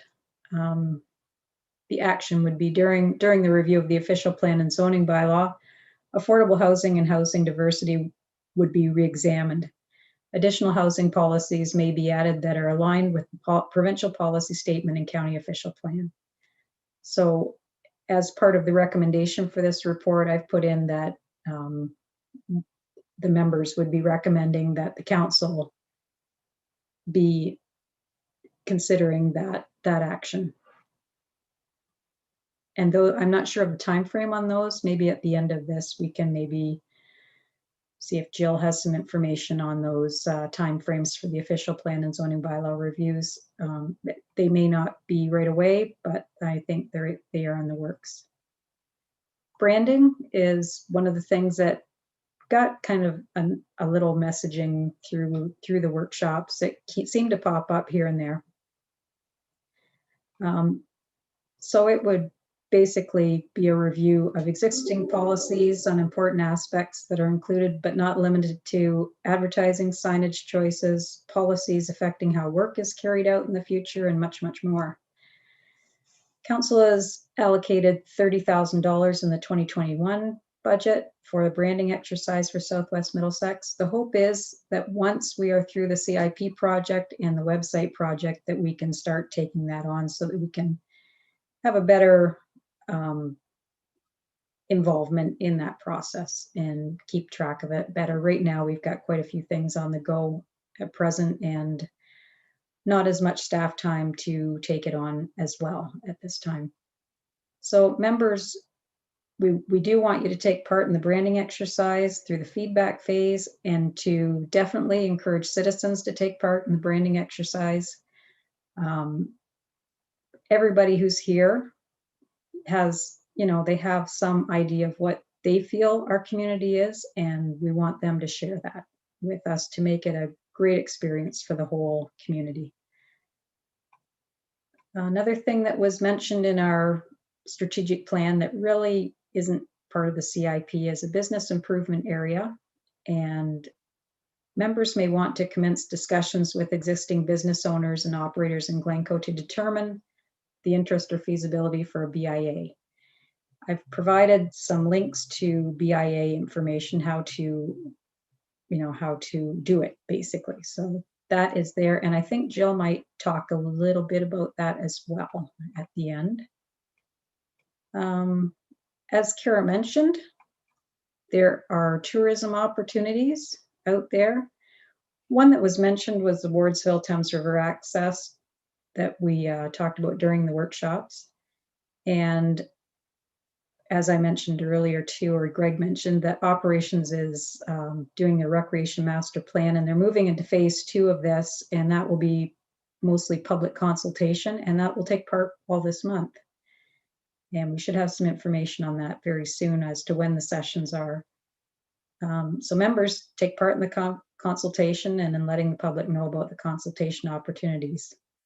And the tourism strategy that has been commenced with in the account, like the tourism strategy has been commenced, which will tie in the County of Middlesex plans for the future. And Kara did mention that, and that is probably one of my next steps that I will be taking into the future and making sure that that gets completed. We have done quite a bit of work on it. During COVID, I've heard of many more opportunities out there that maybe weren't part of this. So we need to do a little bit more on our inventory of those tourism businesses. So that's one of my next steps with the branding exercise. So as far as financial implications for this report, the BIA generally involves a financial and/or staff allocation commitment by the municipality. And operational impacts. Cleanup day may involve transfer station considerations. It may have to be open at a different time than is normally the case, or there's many things that could happen. So that would involve staff time and potentially waste containment products, such as provision of bags or barrels or whatever we want to use for containing any garbage that's collected, if that does happen. And again, operational implications, BIA may require additional staff time commitments. So that is that. If you would like, we can go through the recommendations that were presented in the summary report. I think that would probably be a good idea.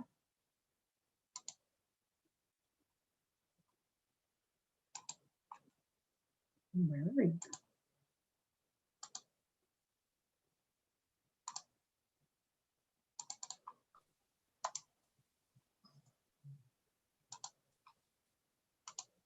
I think you're muted, Alan.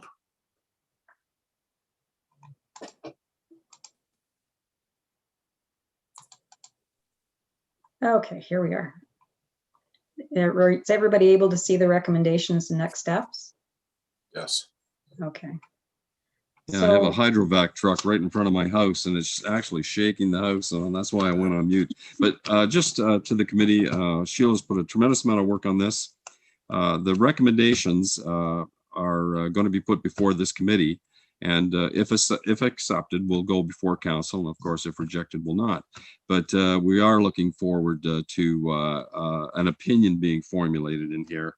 I see the recommendation is that the report be received, but I would hope that there would be some endorsement on it as well if the committee sees fit.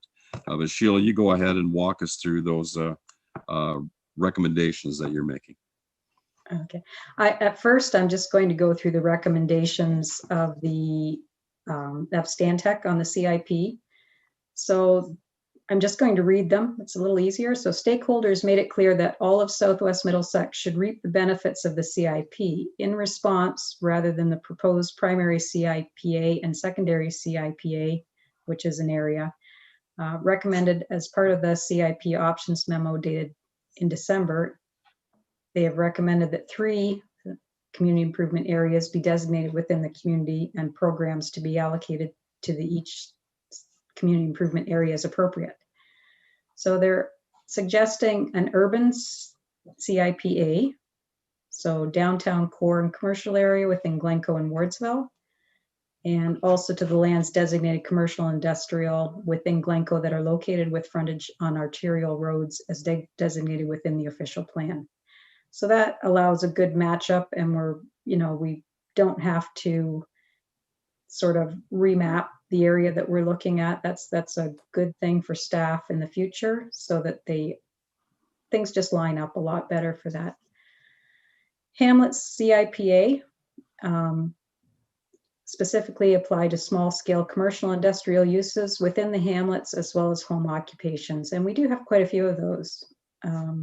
The agricultural CIPA, lands designated agricultural within the official plan and located adjacent to with frontage on arterial roads as designated by the official plan. They're also planning to recommend in the drafts community improvement plan that we undertake the creation of an urban design guideline, and that's going to cover a lot of areas, the facade, the curb appeal, community pride. Agriculture and agribusinesses are a sense of pride for the community. It's recommended that farm gate grant be implemented to support these businesses and encourage the community to buy local as part of the field to fork economy. We did propose a pop-up business construction grant, but it didn't get as much support as anticipated. The feedback was more concerning affordable rent, and they would modify that proposal for the pop-up business construction grant to include a rent subsidy. There is an existing pride in the barn quilt and mural programs within the community. It is recommended that the Southwest Middlesex CIP include a public art grant to continue to support these initiatives. And the brownfield sites are mentioned and recommended.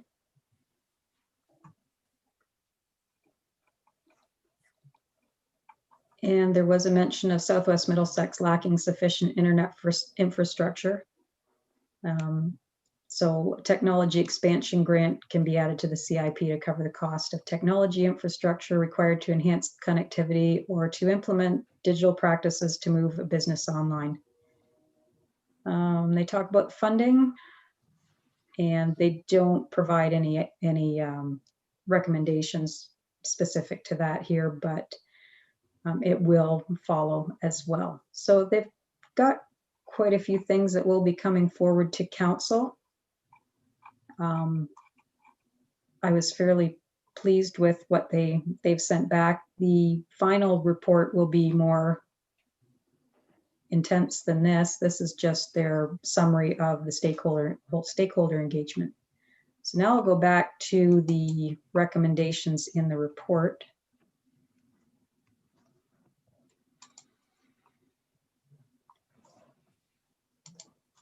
Maybe.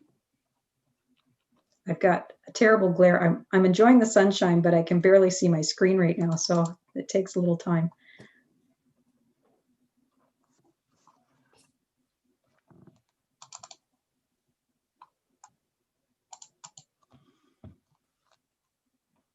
Okay, are we back on You're back on your file menu.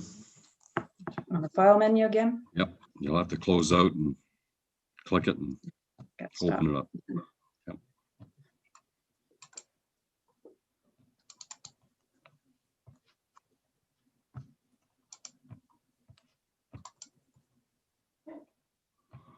I need some sunglasses, sorry.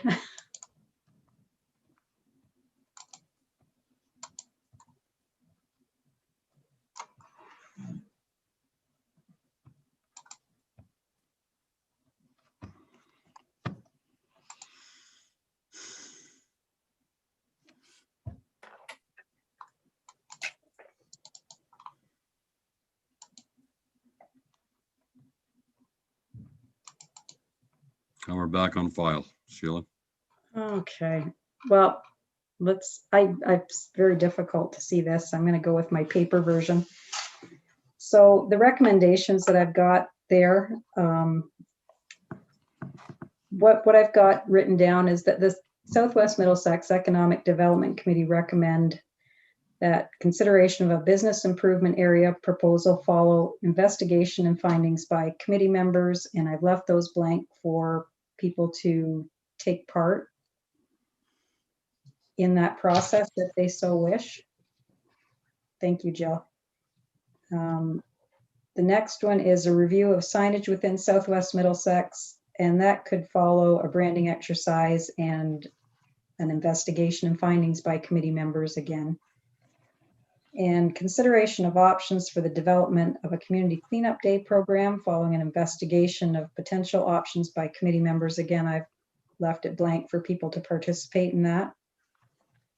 And another right directly from the strategic plan is, and this looks two-part, but it's actually one.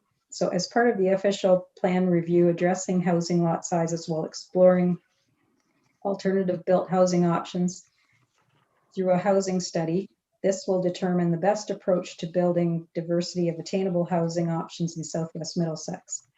Residential development in Southwest Middlesex is restricted by availability of land. As part of the official plan review with the county, the municipality should be undertaking a residential land review to determine where residential development can occur,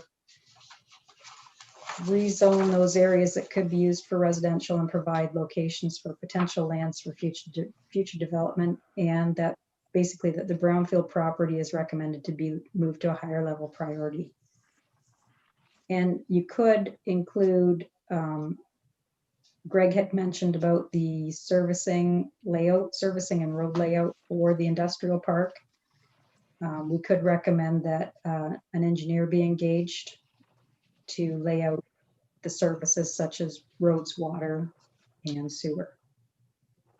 So I don't know if Jill has anything to add concerning the BIA or the brownfields. I would welcome her comments. I will be brief on the BIA.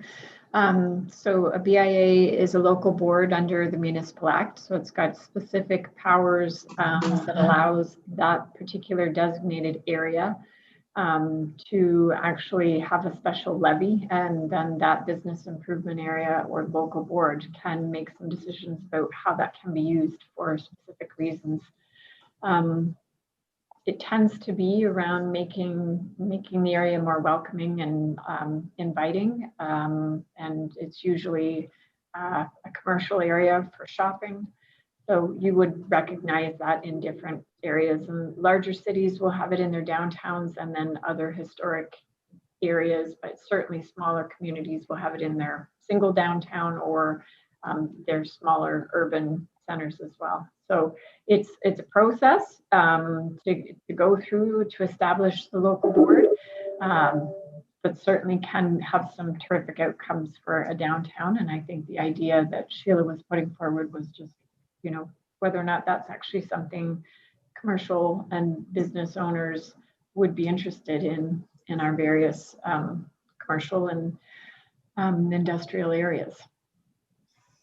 And then brownfields, I guess there was some discussion around brownfield and whether or not using that option for tax incentives would be an option for Southwest Middlesex. I've seen that more often used in larger cities like the city of Hamilton, where they, you know, might be able to pull from a much larger tax base to support that. But certainly can be investigated if it's something that council is interested in. Thank you, Jill.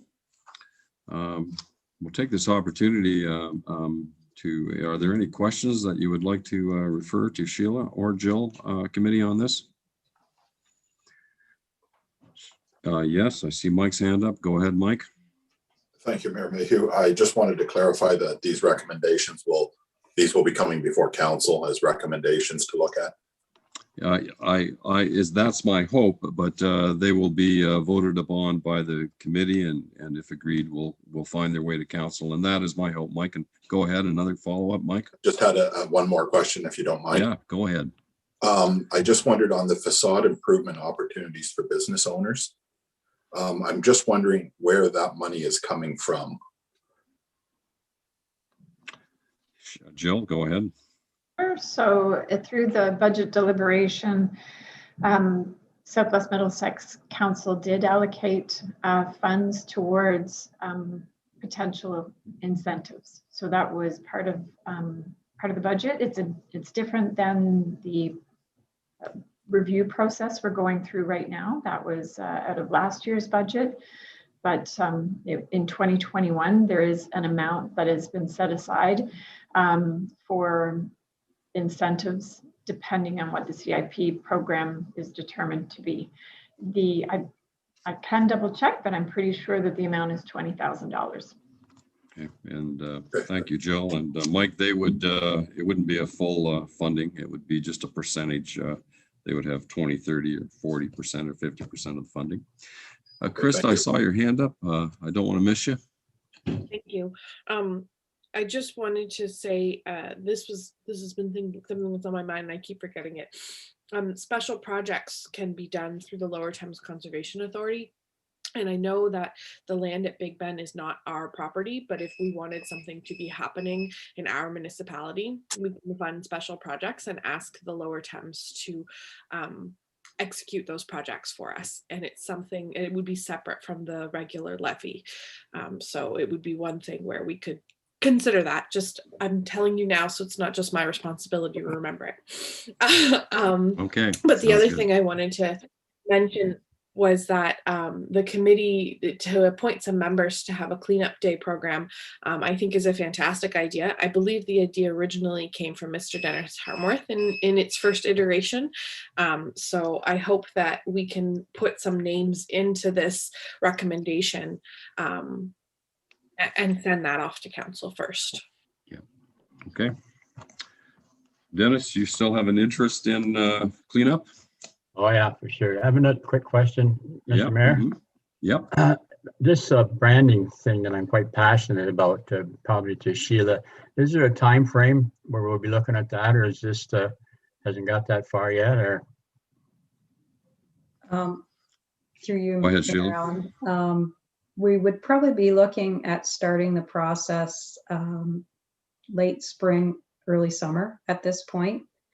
We're hoping to have the CIP wrapped up fairly soon. That we anticipated June for that, but we're trying to move that date up, which would free us up to go directly to the CIP or the branding process. So would we But have there that? is- Would we have that by our next meeting in June? Do you think, Sheila? Is that a little too much to ask? We would probably have the RFP or Q, whichever it ends up being, out at that point, I would think. I was thinking more on our on our input. I have quite a bit of input I want to put in on that, So that was basically my question, I guess. So by the next meeting, maybe we could be on the agenda for the next meeting, or too early to tell? Through you again, Mayor. Yeah, but we can do that. I'm not sure where in the process we'll be at that point, but Okay. we would definitely welcome if you wanted to have something prepared. Yeah. You know, that would be wonderful. Thank you. Yep. Thank you, Sheila. And just in response to Dennis, we always welcome preparations. And again, I can reiterate that staff are always approachable. If you have ideas, feel free to submit them to them. But once that has been budgeted, that branding study, once a request for a proposal goes out, an RFP, once that is accepted, the company who is awarded that will go through the same process as they do on our recreation study and other studies we've had, our CIP study, that there will be a segment for community input on that, Dennis. And it goes without saying that there will be numerous opportunities for not only individuals, but this committee and everyone else to participate in putting forth their ideas, their visions, and things, and their concerns of that nature. Thank you. But public input's important. That's why this committee exists. Any other questions, Council? Jill, I just might need some help with language here. If you could just give me a second and I notice just rather than to receive and file, we want to give some endorsement on this on these proposals to council. What are you expecting in terms of a motion? I'm just concerned that item 6.1, the recommendation for this just to receive and file, or is it to accept these recommendations as presented in whole? Is that what you're looking for? So I think Sheila's the one that prepared the recommendations related to this report. And I think what she's looking for is some volunteers to fill in some of the blanks. Am I correct, Sheila? Yeah. Okay. Yes. Yes. So, yes, that's fine. Sheila, you think of an answer there, because if you're requesting volunteers, then it may have to be asked. So Mark, go ahead. I could volunteer for the first blanks there to do with a business improvement area. And I wondered if the mayor would also be interested in that, because I think he's shown quite an interest in that. Yeah. And then down under Community Cleanup Day program, Dennis has expressed an interest in that.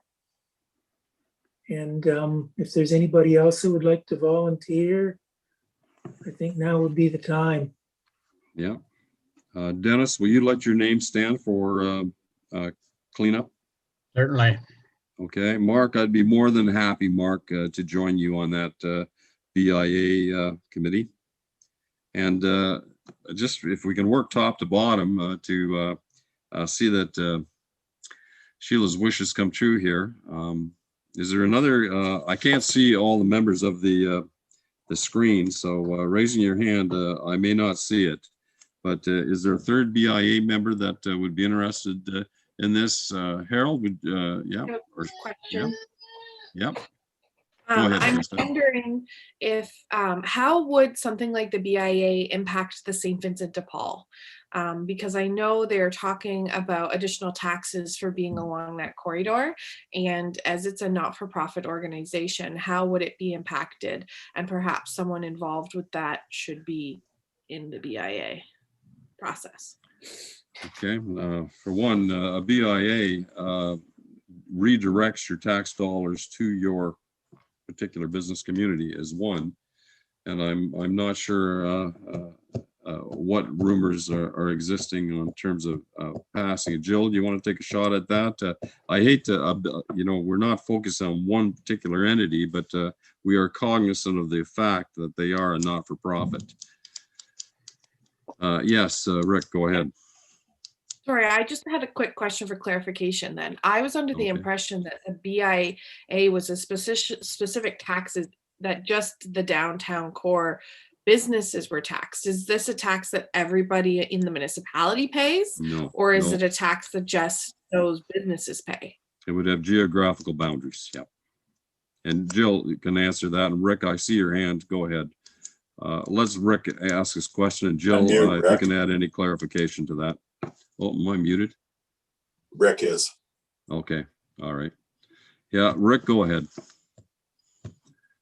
Well, I thought that when Jill talked about it, it was more of a fee structure for those businesses than actual taxes that they would be paying, because the businesses already pay 1.78 or 1.8 times the residential rate anyways.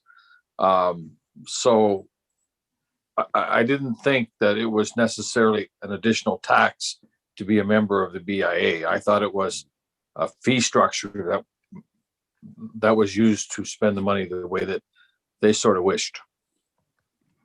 Jill, I'll let you, it's an investigative process, so a lot of the answers to these questions are done during the investigative process.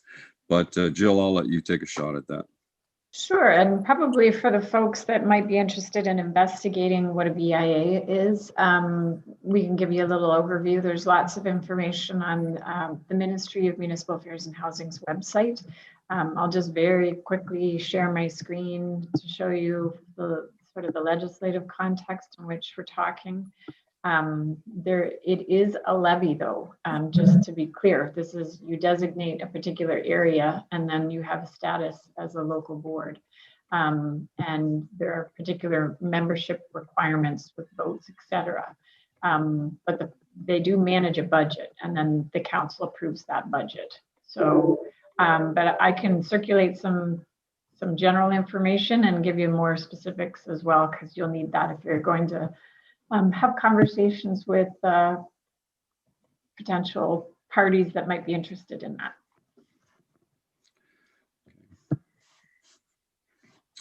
And of course, as many of you know, there is some tenancy on Main Street too, that not all businesses own their buildings. And so that's another consideration that will have to be factored in.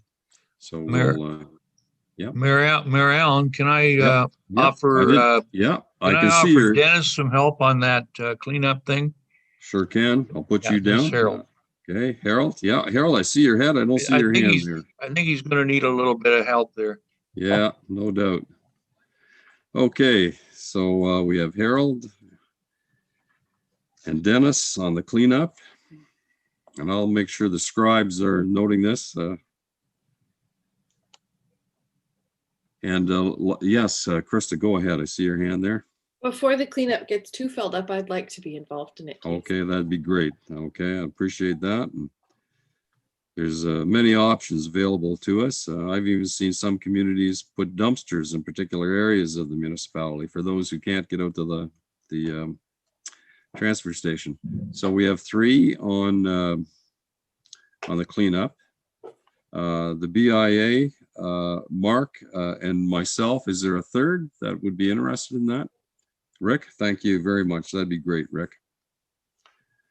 Okay, so we have 3 there. Sheila, what is on your wish list there? You've got those. The signage following the branding exercise. I like the idea of the review on that. If that's something that you want to put to another time, that's perfectly acceptable with me. That is quite a bit to move forward with on the BIA investigation and with the cleanup day information as well.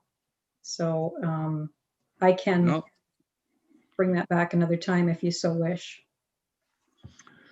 I think there's members of the committee that have not put their hand up, and I think we can, just because we're discussing the subject doesn't mean we have to move forward on it.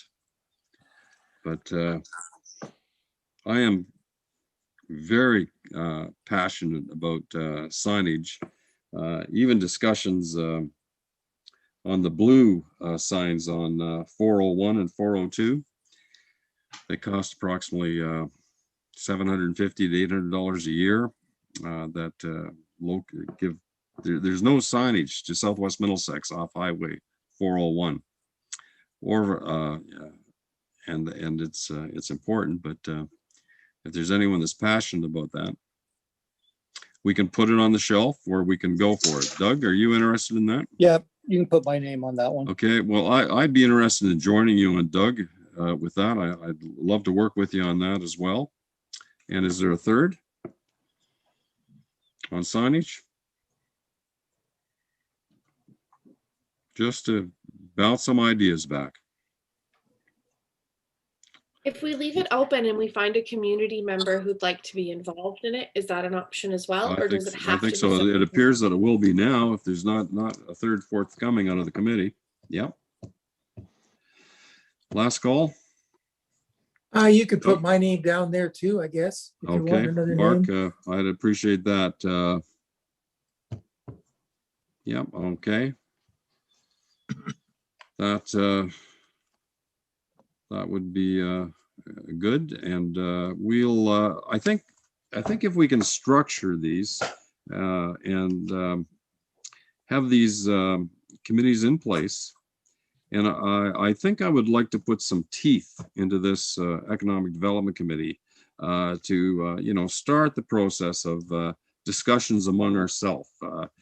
Staff have been very good to us, mentoring us along, but at some point, this committee will have to pick up the ball and start giving some ideas back to staff. And so, Doug, I appreciate you bringing that committee forth, and you have two members beside you there. And the mayor does not have to chair these committee meetings or discussions. And so we'll look forward to some open discussions on that and bring forth ideas back. And I think Krista's comment about bringing in the community, if we know of a community member that is very knowledgeable in his field on signage, things of that nature, I think it would be important to ask. And I think, Krista, that will go unnoticed, that suggestion. Sheila, question, are all the blanks filled in? All the blanks are filled in, so the next process would be this going forward to council, and once their approval is obtained or whether they want some changes, then we can start talking about next steps. Okay. All right. Yes, Rick, I see your hand up. I'll make the motion that it be sent forward to council. Thank you very much. Committee, would anyone entertain to second that motion of Rick's? Thank you, Mike. Got Mike. And any questions to Sheila? Yes, Phil, go ahead.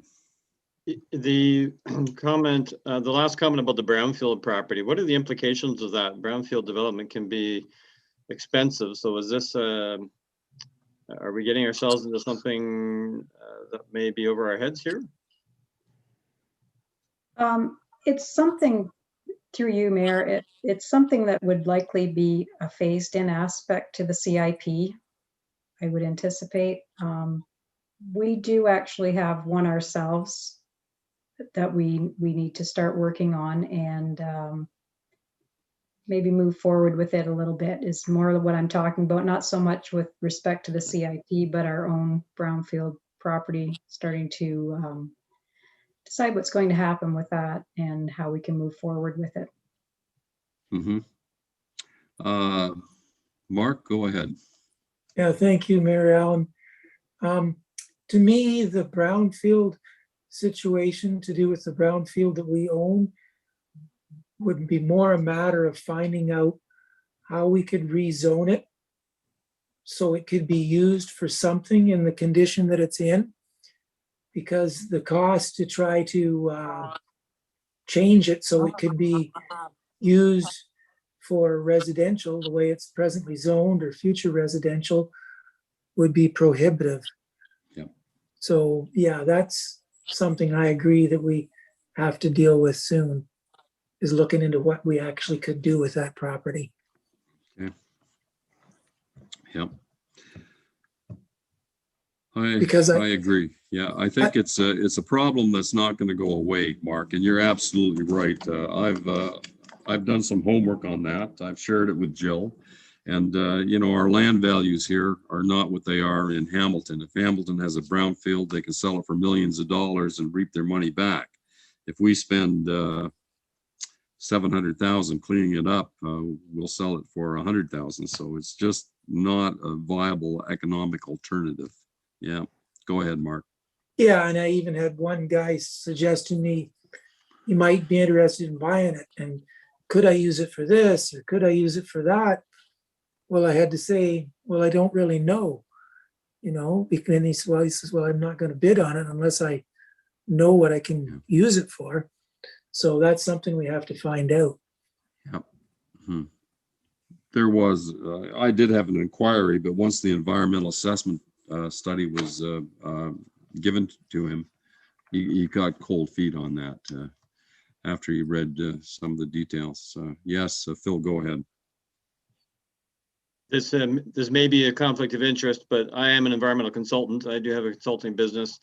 If I can be of help at pro bono, take a look at the report and give you some suggestions, I'd be happy to do that. Yeah. Without getting into conflict of interest. So.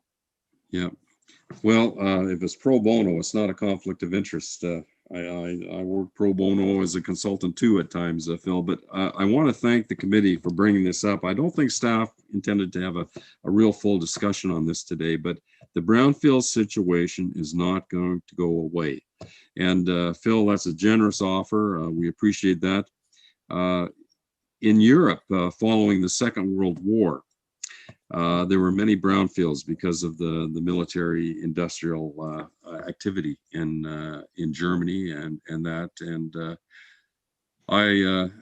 they very often would plant even sunflower seeds on a brownfield in terms of a step for remediation.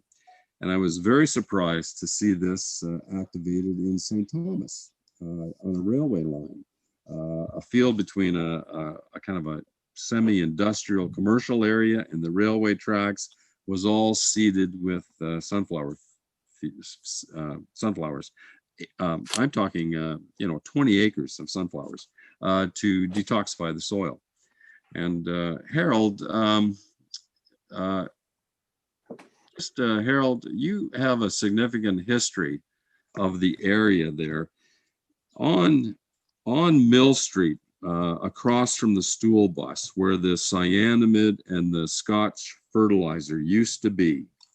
That is going to be an area of most probable heavy contamination, and our records in that area will show that.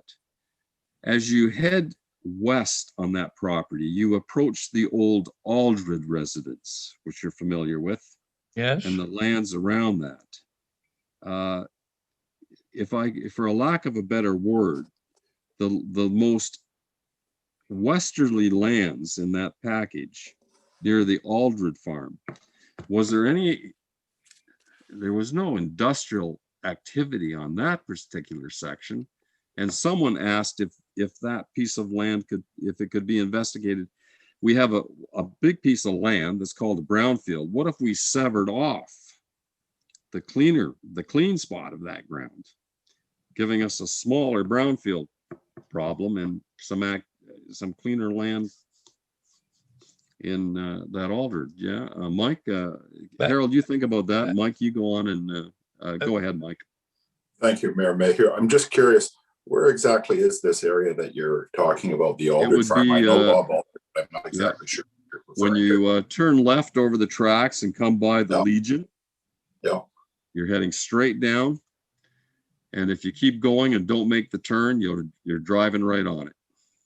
Right to the back of that property? Yep, right to the back. It would go across the tracks would be Bob Purnell's house almost. And they used to live on the end of that street. Who are they? On the end of, I'm not sure what that street is. Is it McKellar? No, the track splits. I think I know the area you're talking about. Yeah. It's across from the stool bus, in behind the new library, the comprehensive library. At the back of it. Yeah. Okay. But anyway, it's just that I'm just wondering. It was proposed. It was. I had received a call the other day when they knew this would be a subject coming up. They must have viewed the agenda, and there was a request to not knowing the reports in an anecdotal manner. There is the old, if you people, local people will remember, on McKellar Street, there was the old water depot there. I think we might still own that land. If that would be a road into cleaner areas, could the brownfield be severed? But I'm just bringing this up for conversation. It's not a recommendation. But I'm just saying that, perhaps some talk on this. We don't want to get into it today, but perhaps there is another way to skin the cat and thank. I was going to say, Mary Ellen, Yep. I have some plans that shows a little bit of what was in that area many years ago. That might be helpful to staff. Yep. And there was actually a house back when you go between there and Aldridge at one time. Okay.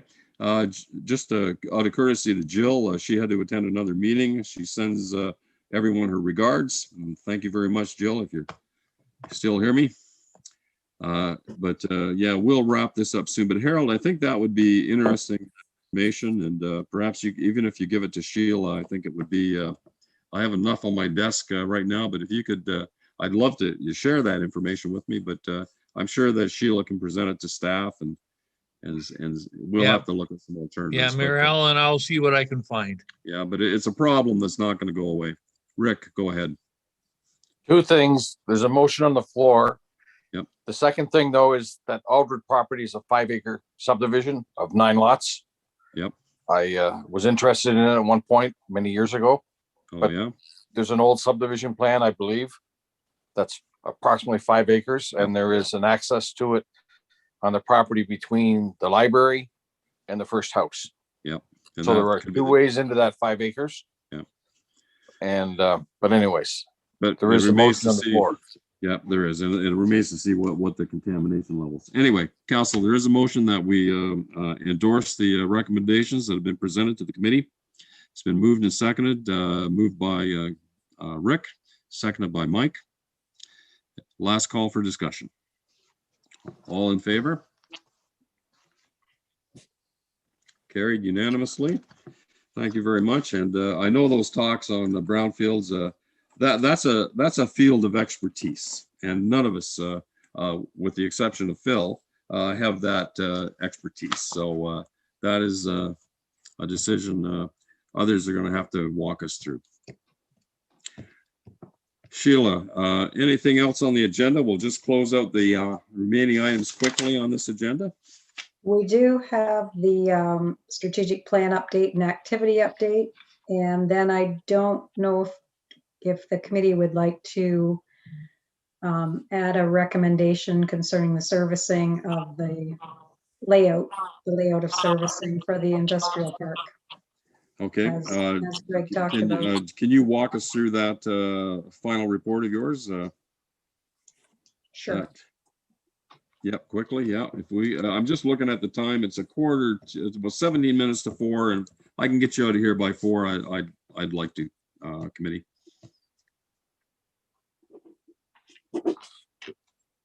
Go ahead, Sheila. Okay. I'll try to. I'm gonna glare again. Sorry, people.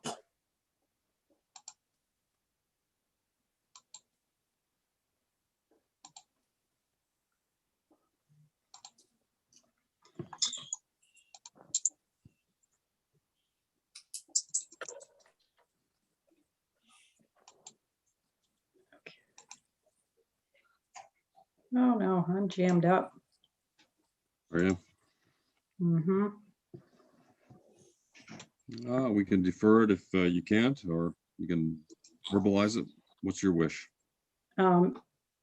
If you can see that, that's fine. I can't really see anybody else right now. I can hear you, but I can't see you. Okay, Sheila, how would you like to defer this, or would you like to present it verbally? I'll just present it verbally to you. Okay, then you go ahead then, so we can make some time. So this is basically a combined update on the strategic plan and the activities that are we're undergoing right now. So since December 2019, we've been progressing on the plan that we have and the recommendations that are within it. Achievements in the top 5 priorities of the plan include the economic development and communication staff employed June 1st under 2-year contract, municipal communication strategy completed, newsletters for council meetings and quarterly newsletter, tourism inventory prepared from committee feedback. That was in July of last year. So we've done some initial work, but we're set to continue this following the website and the CIP. Investment readiness coaching is underway, and we are going to continue with that. One of the things that we'll be doing is developing information brochures for individual investment requests. The certified site, it's been a priority area, as you've been told before, and we continue to work out what the needs of the different requests that we receive. We do have to keep a lot of those confidential, so that is a little bit difficult, but sometimes they definitely request that. Contract for the new website was awarded to Digital Echidna, and we are set to release that new website very soon. I believe it's going to council either this next meeting or the meeting after that. So it's definitely on schedule for the month of March. Community improvement plan, we've got that underway, and hopefully we are finished with that earlier than later. Cooperative efforts with Middlesex County. So the new website has been a cooperative effort through the county IT department, and we will be including links to the county's Invest in Middlesex, Middlesex Tourism, and Middlesex Mapping and Planning Services. The CIP primer was finalized and established by the county, which we are using to develop our CIP draft plan. We're undertaking lots of different opportunities with Middlesex County and the CFDC, and we're trying to work together to provide information to the public and get that information out. And we try to have as many meetings as possible with other members of the county to keep that information out there. We're continuing to enforce property standards as we can under the system that's in place. Branding will be underway, and we're conveying messages from the county out through council and businesses and the public in general. So basically we are on our way.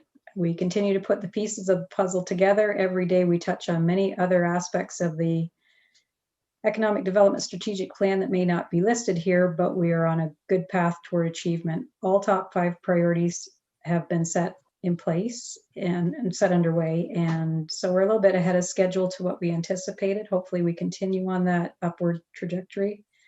Staff plan to move through the recommended actions with priority as funds and time permits.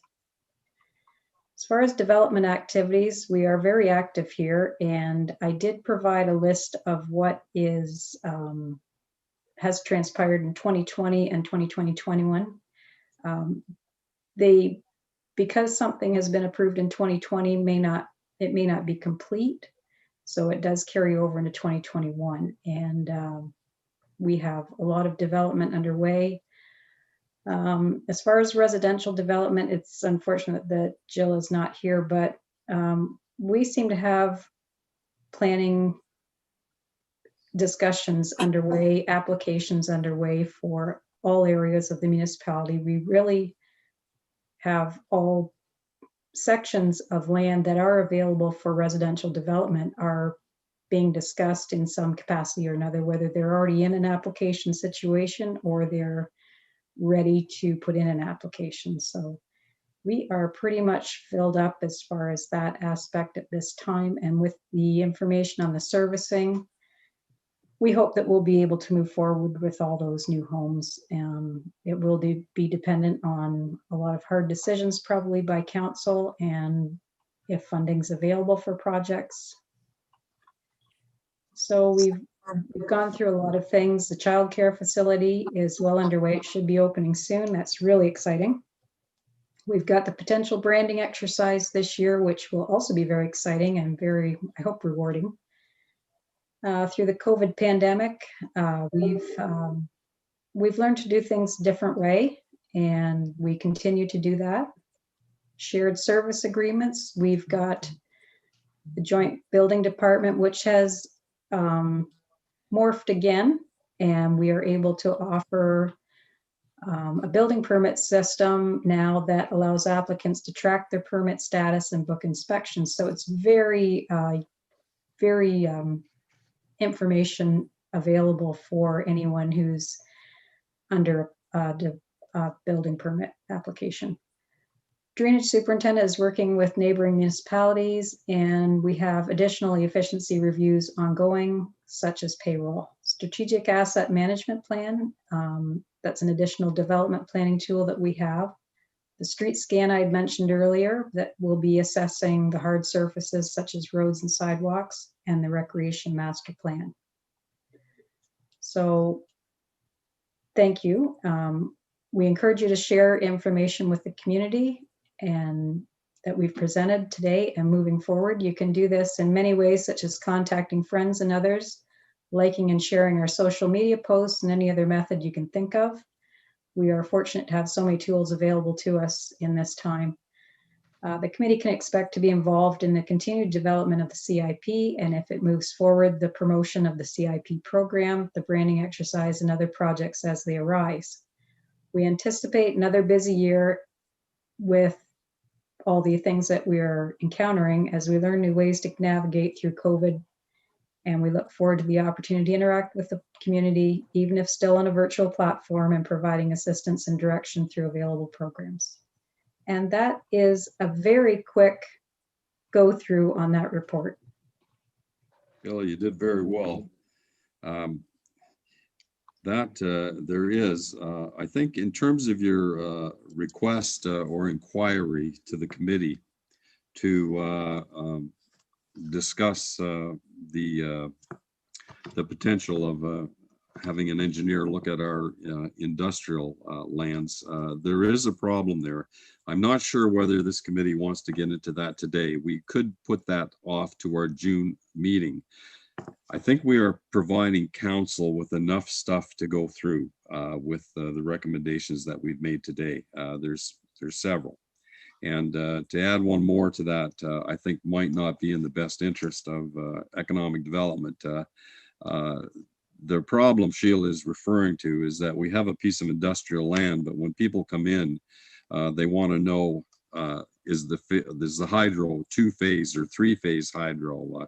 Where is the gas coming in? Where are the road networks going to be? And that is the information that I think you're having a difficult time conveying to people with prospective interest. Just to rush through this in the 11th hour of this meeting, the chair would rather hold that over to June if there's not any objections to that. I'll let the floor speak. Yes, go ahead, Sheila. It actually wasn't on the agenda, so we can move it to the June agenda. Yep, no, I know it wasn't, but it was inferred. Mike, go ahead, Mike. Oh, we're just agreeing with what Sheila said. Yep, okay, thanks very much. That's good. We can have any, in regards to the economic development strategy and the activity update, are there any questions from the committee that you would like to address to Sheila? Anyway, we're on our way.